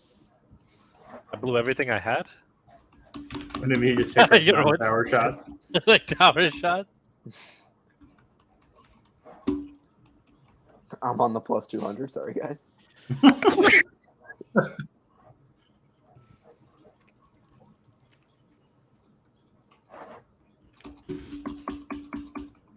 I'll zone them off the wave, guys. Oh, they're zoned. They're not gonna mess with AP and Mumu. Dude, their champions are so much better than ours. It's insane. No, No, they're we're not. winning We for got sure. the bird. Not for this. Bird gang. This wall isn't quite long enough. Need to build that wall a bit higher. Oh no! That was legendary shit. She still fucking walked right into it. Oops. What's she doing? The Samir doesn't know what she's doing. It's okay, guys. Or maybe she does know what she's doing. She doesn't have her ult yet, so I'm just waiting for ult. Then it's free. I'm zoning them with my wall. Oh shit. The Ah, Nar. resurrecting, bitch. Our Moon is gonna be huge. Not necessarily. I don't know what I did there, but it worked. Got him walled. Ball him, baby. I told you we've got to build that wall a little bit higher. Yo, throw some shit at him, yeah. Jesus. What? Angry Bird. Angry bird. Oh god. The Twitch. Oh! Okay. God! The mummy is The going mummy's off. fucking beast, yeah. I'm predatoring in. I've got my wall. It's a big wall. Let's fucking Go, go. bro. Oh my god. Oh god, she has 6, huh?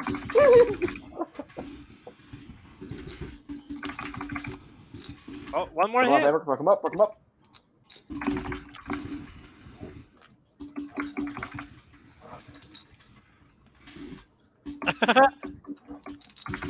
Yo, Twitch is so strong late game. This Gnar though. I think Anivia too. So we're scaling again. All right, good to know.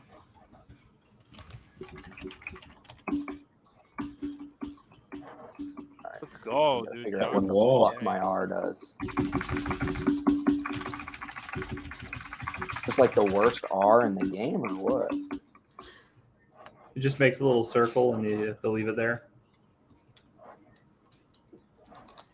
Now he looks stupid trying to ult you. Nice shots, bro. I can't believe he didn't kill you. Well, because I used my thing on him. Oh. I traded my life for his. Come on. Be more. No, you did not. Dude, we need more to carry us with the Zoe. Yeah.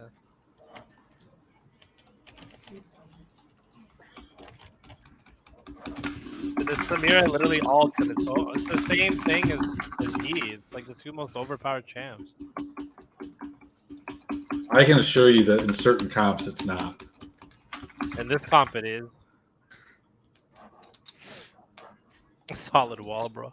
Okay, so I think that's not what you're supposed to do on this champion. Oh, you got Let's the go! kill. It hasn't been a probably strong should- start. I probably shouldn't be maxing wall. We went first, late right? game though. What are you doing? I wanted my wall to be bigger. It was so tiny. It was literally like yay big.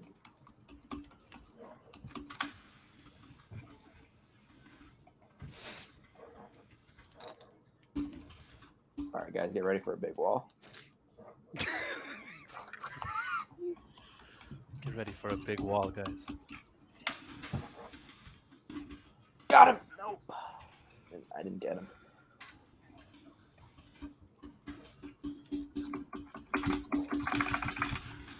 There we go. I like it. I don't I like it just as got- much. We got a Nice, we pro. killed him. We We got killed a, him. we got a pro Samira on the other team. Yeah. Everybody's running. Why are you Wow. guys running? Mort, come on, bud. Yeah, Mort. Just Mort. more for the fashionable play. I did a lot of damage there.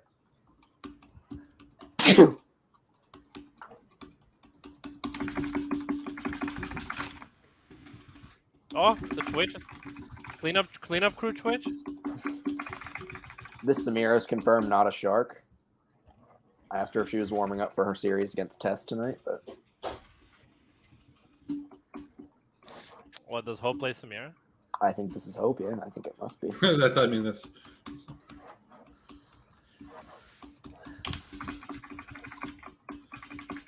Plays on the N8 to get the ping, like just warm up, you know. Bro, but like, what the fuck is this champ? Okay, I dated. Oh, what? I'm stopping their engage with my big wall. With your big dick. And my egg. Hold the egg like a pro. Oh, that crit. Holy shit. Okay, we were close to winning that fight. Yeah, definitely.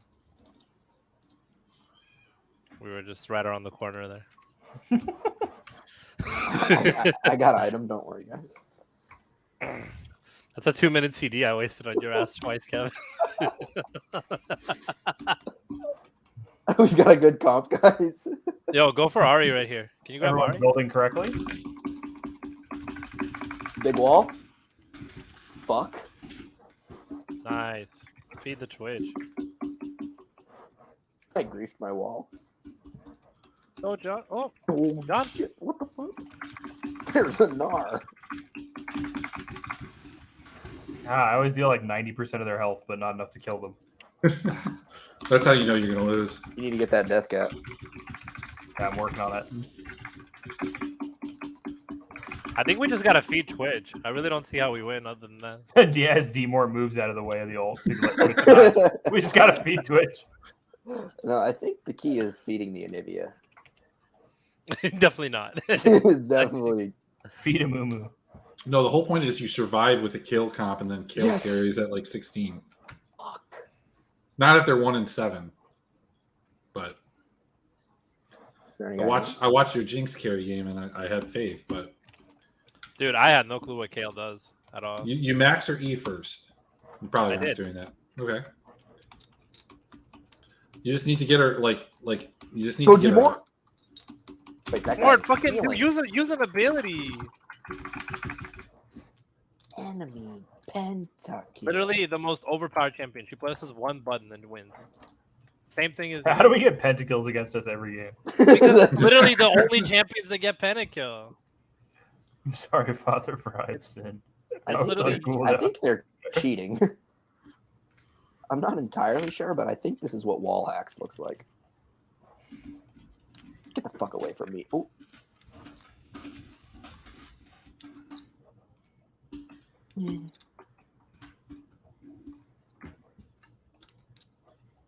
This is my champion does? Am I just supposed to fucking sit back and throw these bars?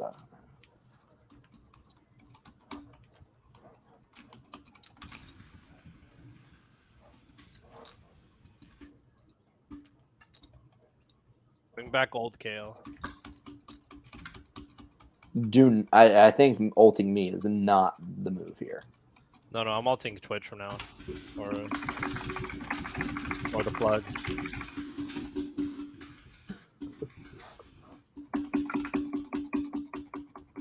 Got my wallet. Oh, boys, we're kind of weak, huh? I stunned that guy. Man, this Jin is butt cheeks.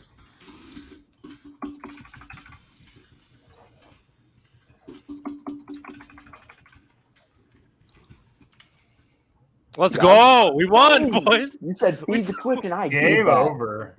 We won! Game over. I let them know it's GG in the chat. GG, boys. Just drop GG.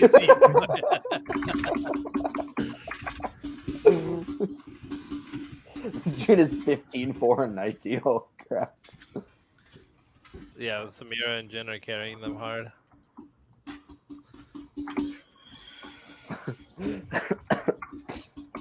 Boys, let's set up a play in the bush or what? I'm down. Death bush right here. I'm down. We really need to wait like 20 seconds because my ult is super important. So just don't fight them for like 25 seconds. So just sit in this bush. They're definitely gonna know we're in here, but it's okay. No, they're not. They're not. Trust me. I'll slow him down. Look, they have no clue. This is quite literally the only place we can be on the map.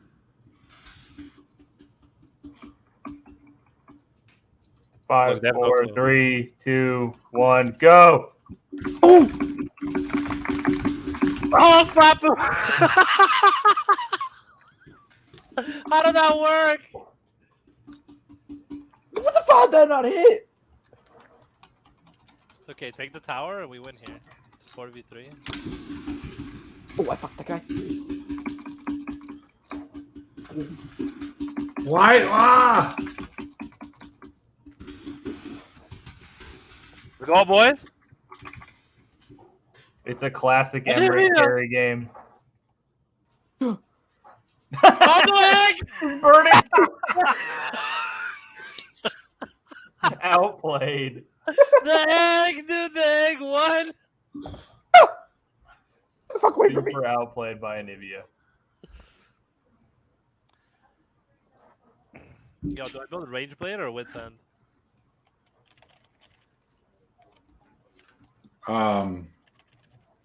Sick, wit's Probably. end. Yeah. I have like more AP than her. Yeah, you just need more AP. Yo, that was a sick play. We should set that up again. Just hide in the bush again. Bro, I that's in the like- bush. When I play like Lee Sin in this map, all I do is sit in a bush and wait for someone to come near me. That's what that Yi was doing last game. Watch out, Emmerich. Okay. Oh, more! D more? Is that D more? Yeah. That must be the D more I've heard about.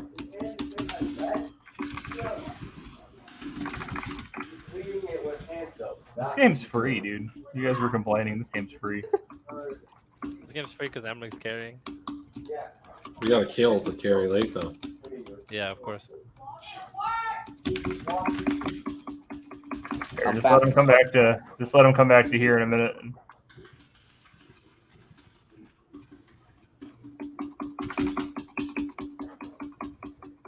On this bush is the play. Run back to this bush. Just let them push up to this bush. They won't see it coming. No, nobody else come in the bush. Everybody else stay out of the bush. Just me in here. Oh, this bullshit. Ash actually uses her shit. Hawk shot. Cock Wow. shot. 2 hawk shots. Hawk shot ARAM. should be disabled in A round. I think we should go when It's when Mort overpowered. I think we should go when Mort gets a stun. Yep. If you ever get one, I've got a. I got my everything ult out. up here. What? Kev just walks onto the trap.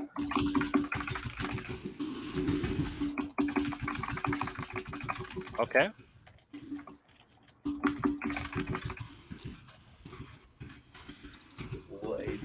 Focus smear. Nice. What do you say? Pop off.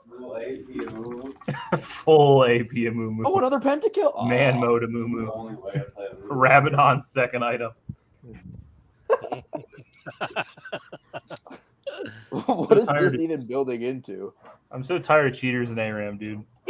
I'm so tired of it. Can't we just get a fair game? You'll see what it's building into in a minute.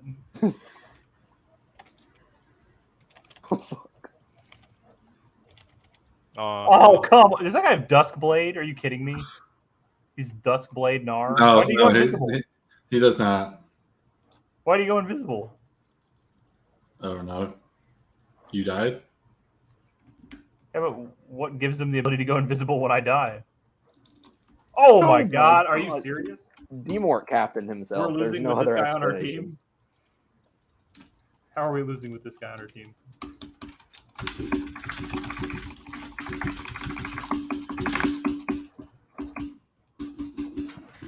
This game's done, skis. We're never losing this game. Should let him know it's GG again. It's always been GG. GG every time we win a fight. Oh, take that health bar. Noob. Whoa. Take it easy, bro. Ash is up, careful.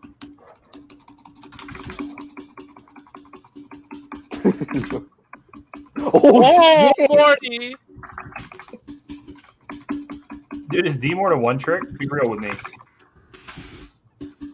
Morty's going off. That's it. Watch the Gnar there. What is this? He's right on top of me. What do you want me to do?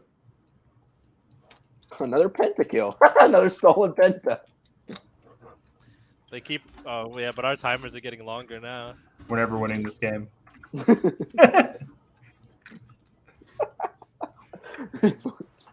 Oh no, I think I they're. think that's the third pen of this game that got stolen. look how he's rushing. He's like just. Look at Oh the my God. arrogance. Look at her just walk up to the turret. She'll pay for that. Don't worry. Arrogance. Go. Imagine Once Demort's being. back alive, he's gonna one popper. He definitely is, dude. Have you watched this game?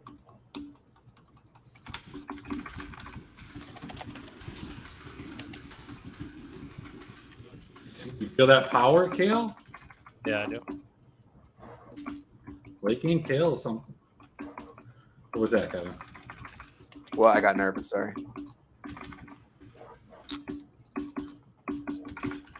That Jin is super strong though. Don't worry, I had a wall. No, you're gonna die to the Jin. Oh. Fuck him up, Demort. Fuck him up. Oh, you got a snowball? Oh! The Ludens proc almost killed him. Demort. Let's go, dude. Carry us, Demort. I died to like one auto attack from any champion on their team. Jin autoed me for 667. Literally, if he auto You autoed me for 2,200. Well, he only autoed me once. I mean, I don't know how many times you autoed me, but When tank Mumu. I'm coming soon. I'm waiting to finish an item. Oh, can we stop hawk-shotting, dude? Oh my god. The cog block shotting. Just turn off hawk-shot, dude. Yeah, 1 second. please. I'm not there. Hold on. I'm not there. The carry's not I'm there. just going in super hard in a second. No. Wait, I'm not there wait yet. for kill, wait for kill. Oh yeah, I can ult you, bro. I have stopwatch. Oh, I almost but- stunned him. Fuck, another hawk shot. So Yeah, but let's I'll both. ult you on the stopwatch. Okay, you ready? I'm about to flash Q in a minute when I get a chance. Wait, let's see where they are. Like, Yeah, I'm not going yet. I mean, I gotta see him. Oh, Here we right go. now, right now. Ready? Oh god. That didn't work.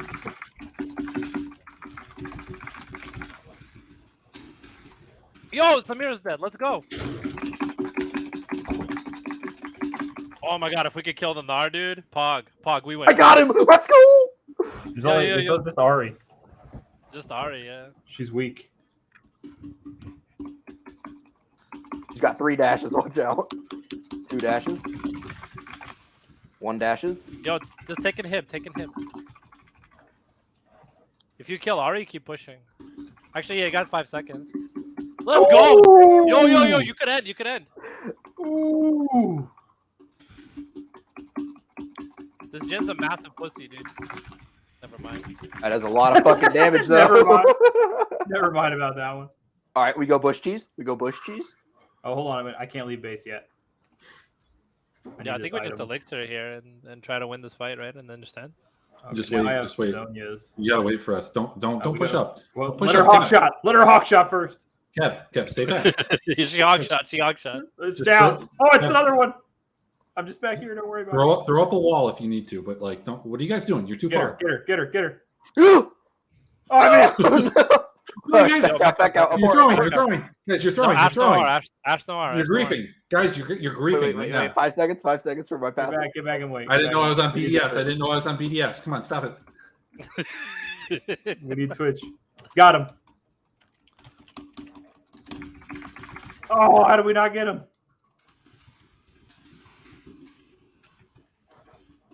Game. Let's go. 3v1. Fuck, I can't even say it. 4v2. It's 4v2 right now. Boys, just end. Oh, is that Ghost Anivia? Yeah. Let's go. Yo, end the game. Yo, just end the game. I'm flying. No, we have to get this kill no Just- matter what. No, just end the game. I'm gonna wall. We don't have anybody tanky enough to tank You the turret, do while we? they're in base. Let's go. I can't take the turret. Wait, we kill Samira here? No. We gotta. Let's go. Game over. Let's go, boy. That's some legends on this Game team of the right year, dude. Yo, Kale is strong as shit at the end with like Yeah. I told just you. blasting these motherfuckers. Now You it's just gotta game wait. 3 for You all just the have to wait marbles. 16 levels until you're strong. You do. That's the whole trick. Who had the damage? Damage. It definitely Oh, wasn't me. It was the Amumu. You know it was me. You know it was. Oh, The that's Momo close went second. ham. Fuck, Alright, what'd 2-1, you, Kevin? 2-1. What'd you do? Like, is there a wall stack here? Like, Jesus. Dude, Dude, there was- look how many enemies walled. If that was a stat, that'd be like 75. You do have a 53 crowd control score, but same as That's what I'm Amumu. saying, bro. All right, give me a second. I have to go to the bathroom, so just Okay. pause it. Don't Be ready Dude, for this the way, last one. We're not losing. Yeah, I mean, I have to go. Like, this is for everything. I'll be Number right 2 or what? back. Number one. Hopefully, we get some better champs on this game. Dude, carry dude.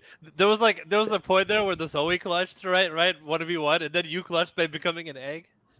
That was the best part ever. Oh my Clutch because God. minions Outplayed were by the attacking egg. me. I didn't even throw my R down before the egg. I kept thinking I was pressing R, but I wasn't.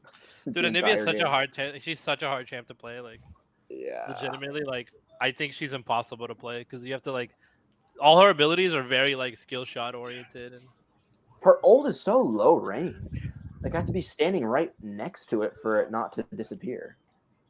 Yeah, it's really, really hard to play. Back in the day, though, everybody played it in like pro and shit. That was so sick, dude. Emmerich's telling his wife about the win. He's letting her know we crushed him. He's like, "Oh yeah, we kept saying GG in the chat, babe. You won't believe it." Like I'll be saying GG to Top Esports tonight. Wait, I'm not watching that game. That's a late game. Bro, OMG needs to win. Can they start 2 hours earlier? Like just 2 hours. I know. Just make the crappy teams play in the morning. What time is it there anyway? It's like evening for them too, right? Like when we start watching it. Yeah, it's not like it's like super late or whatever.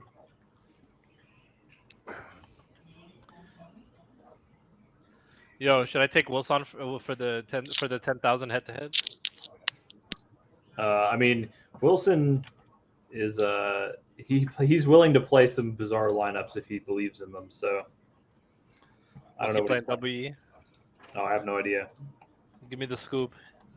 No, I don't know. One But day he's I'll take definitely him on a willing to do 10K that. head to head. Yeah, that'll be my own triumphant warrior against Wilson. Dude, just the balls to post a $10,000 head to head is insane.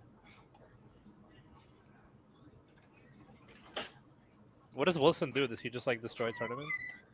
He's a stockbroker. Really? With the John, way when stocks- should I buy back? John, when should I buy back in on Ethereum? I don't think it's 17,300. ever. I honestly, I think probably it's always safe to buy Ethereum. When John It pays might me go back. down, but yeah. All right, I'm back. It's good to buy. I'm back. I was gonna drink a heavy stout, but I realized I still got to make lineups, and that never ends well. So, That's actually my favorite time to make lineups. well, I mean, I like doing it. I just wake up in the morning and I don't remember it, and then like I have. Oh my God, Anivia again. Wow, Yo, these we are got some- we got Viger though. Vigar, Katarina. Yeah. Make sure. Hey, why don't you grab your Jinx, Marks? Any Dude, Sona here would be any Pog, Jana though. top smite enjoyers in here? Dude, if we get a Sona player, that'd be sick though. You know, for the culture. We don't need a Sona player with our comp. I'm ready.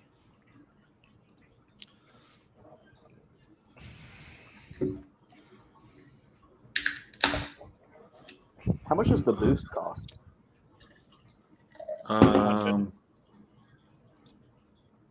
95 RP.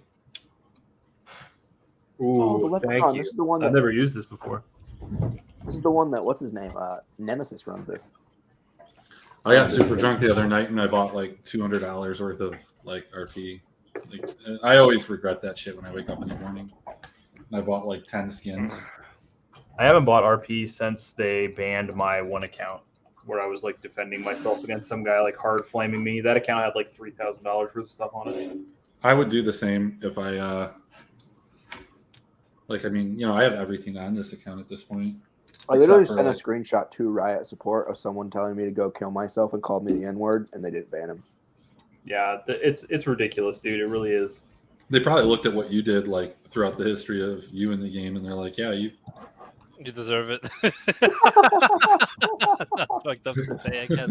I mean, I didn't say that. I got close to it, but like, I'm sure Kev said some fucking vile shit at some point. I mean, I know I have. On that one, actually, no. Oh, On that well, guy. They know. They IP traced it. This skin's pretty sick. I'm like all these weird colors. Yeah, you're like tribal, some sort of like World of Warcraft character style. Every Olaf skin looks the same. Yep, he's got 2 swords, 2 axes, and he hits shit. Faded?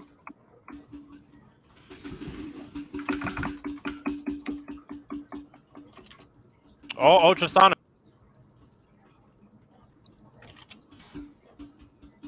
I don't have the. I flash forward to use an ability I don't have. Awesome. Me too. What a legend. I flashed forward so I could heal myself. This game's free. I'm already getting the mental edge. Look at this guy's tilting so hard.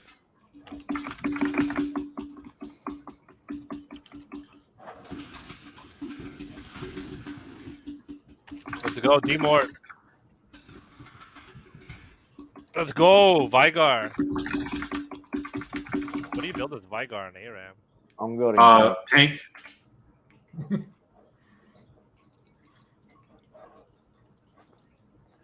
Ludens into Rabadons. No, like Thimblewinter, fucking. R.I.P. my. Oh shit, Kev with the BM. Oh, You just built full tank, dude. Like full tank. Like you get all your AP from your passive.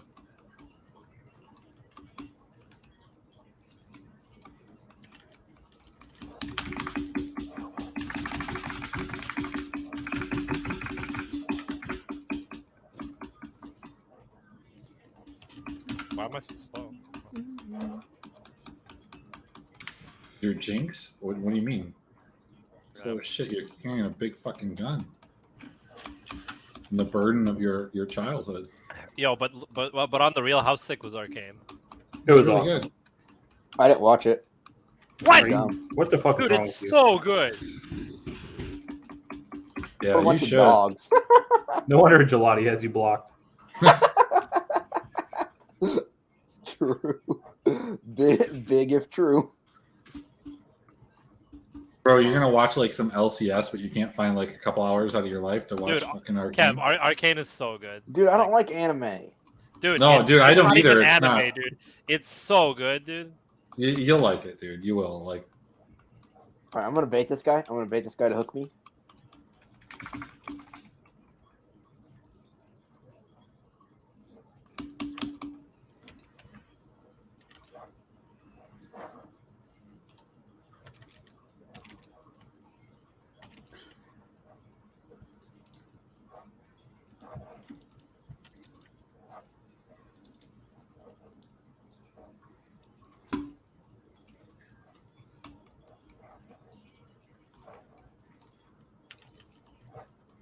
This guy wants to hop on me. I don't think I'm gonna have the most damage this game. We're even close to it. I'm dead. Nice.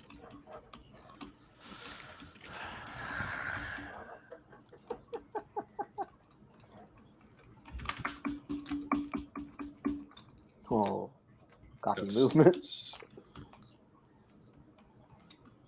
Snowballs everywhere, dude. This one's not even going to be competitive.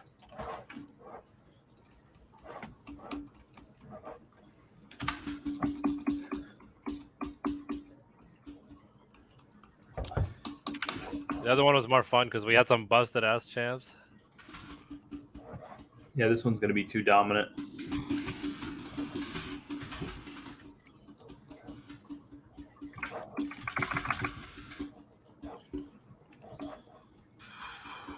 Well, I mean, like trying to win this in like 12 minutes is usually something like that I like the most about. Like 9.5 minutes is the fastest I ever legitimately won a 5-5 ARAM. I think this Irelia might be bad. Oh, fuck. Oh, I got my cage down. Let's go.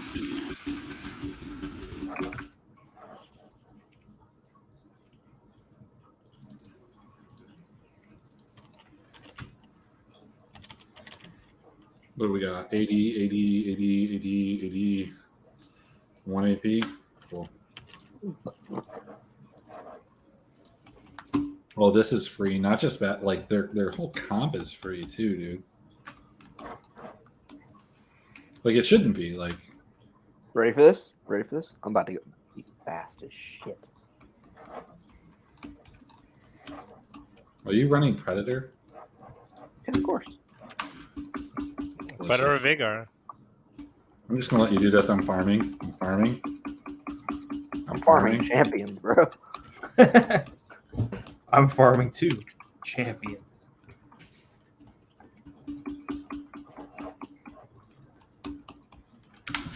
Just gotta let them know.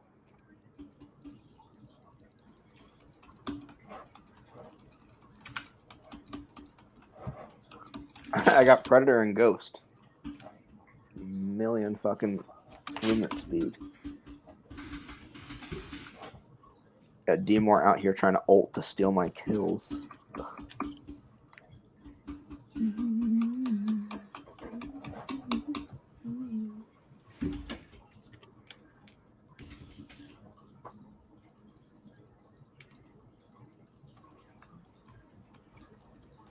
Oh God, I hate playing with teams like them. If I was on their team, I'd be like, dude, you're just letting them take the fucking tower right now.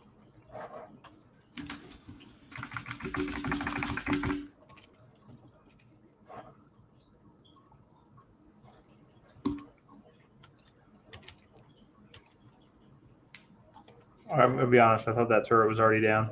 I was trying to. My bad.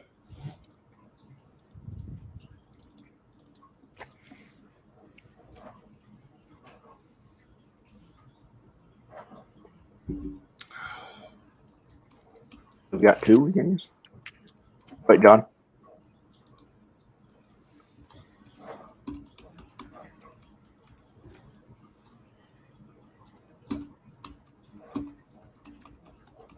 I've got Predator and Ghost back up. Let's go.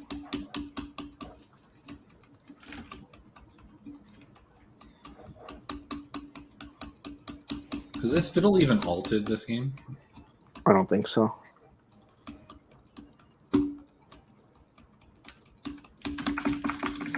Oh.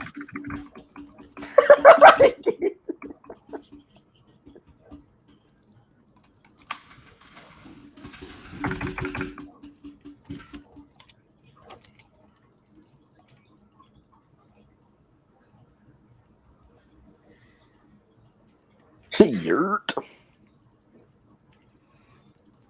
Alright, I've got my Thimble Winter. I am tanky. Ooh, Penta. Oh, dude, that was more like Doggo, less like Uzi. You mean the starting AD carry for tonight? Alright, we bush cheese, John.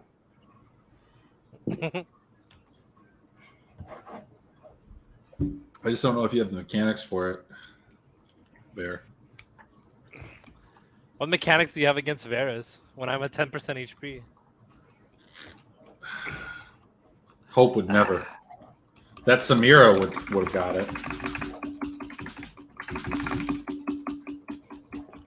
Can you believe it's 26-26? Q behind you. I was trapped in between them. Bro, they have the kill lead on us. How? We're playing more of a macro game. We're more smart players. We're playing for the objectives. Oh my god, big R, juicy R. Oh. Play the map. Got a side lane better.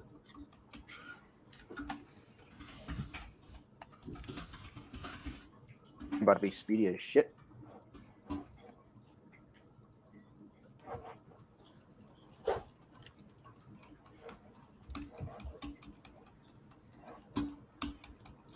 Where are these cowards running away? They're like us in the last game. No, we didn't run like this. Got my delete button up.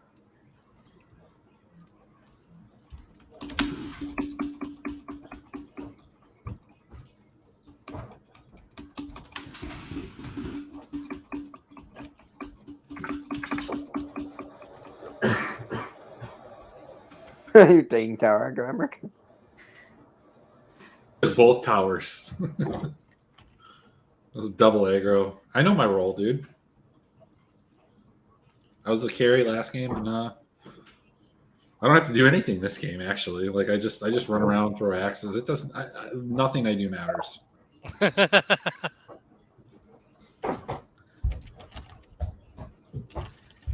I'm just here to tell you, you matter, Emmerich. But I want to get this penta when on the next fight. So yeah, dude, we're literally losing in kills. This Varus hasn't baked in like 10 minutes.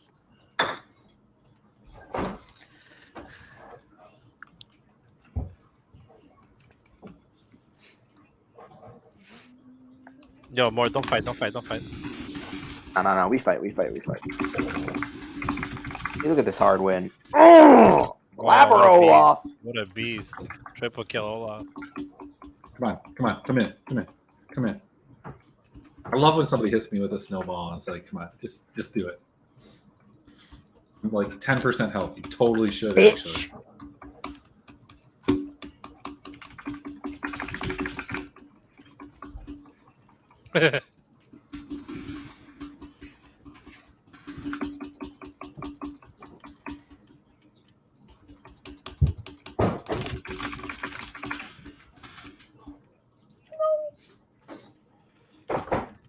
My God, these shitters focus me so hard. Take me enough.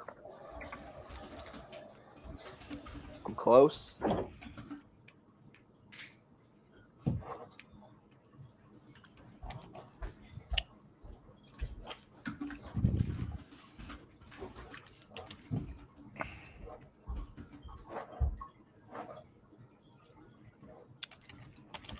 John. Just take him into the bush. John just took him out back and gave him a beating.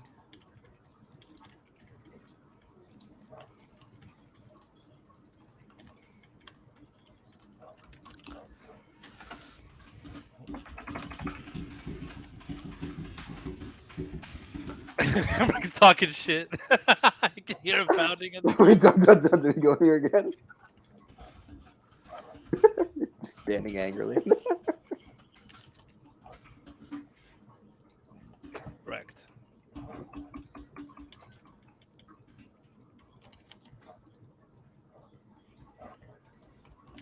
Alright, I'm just running at this guy.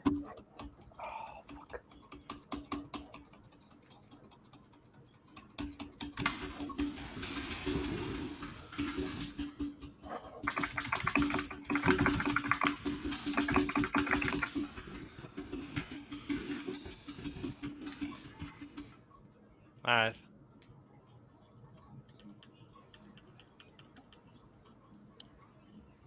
Dude, I don't have cleanse and it hurts so bad. This guy has cleanse. What the fuck? Did I get him? No. Yeah. You got him. Dude, I was gonna talk. I was gonna talk shit about him playing cleanse, but then I realized I'm running heal, so I can't.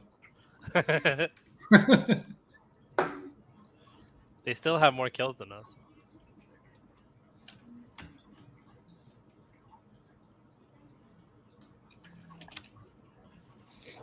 John. Oh my god, is he gonna go John. into the bush?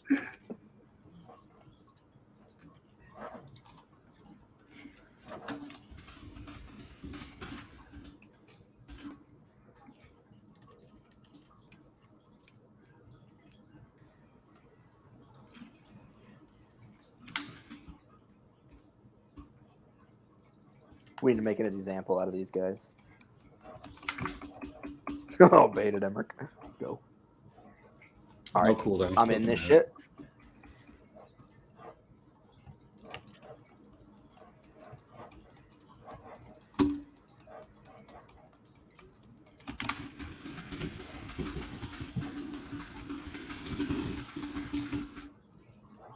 Oh man, we might lose.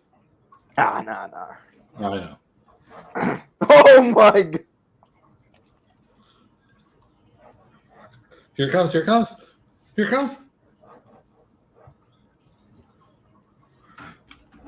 Don't end.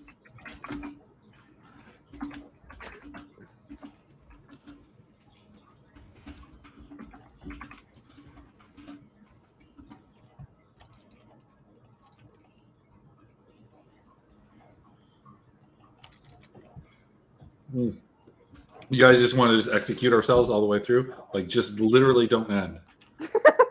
Oh, the minion. We couldn't even stop the minions from winning. That's how bad this team is. Dude, they have more kills than us. That's all right, bro. We're a macro team. GG, gang. I'm sad nobody took my negative 200. Matt Pickham said it was a mortal lock. It was free. Like he couldn't take it. Oh, just a 20 kill. Can't go against the stones. GG gang. Thanks for having me on the Cove. Thanks for coming. And Thanks for coming. Ended on a dub. Yeah, we had to end it that way. Yeah, we gotta build some lineups. It's almost lock time here. In like an hour and a half. Yeah. Good luck, everyone. I'll talk to you guys later. So. All right, guys. We are ending now.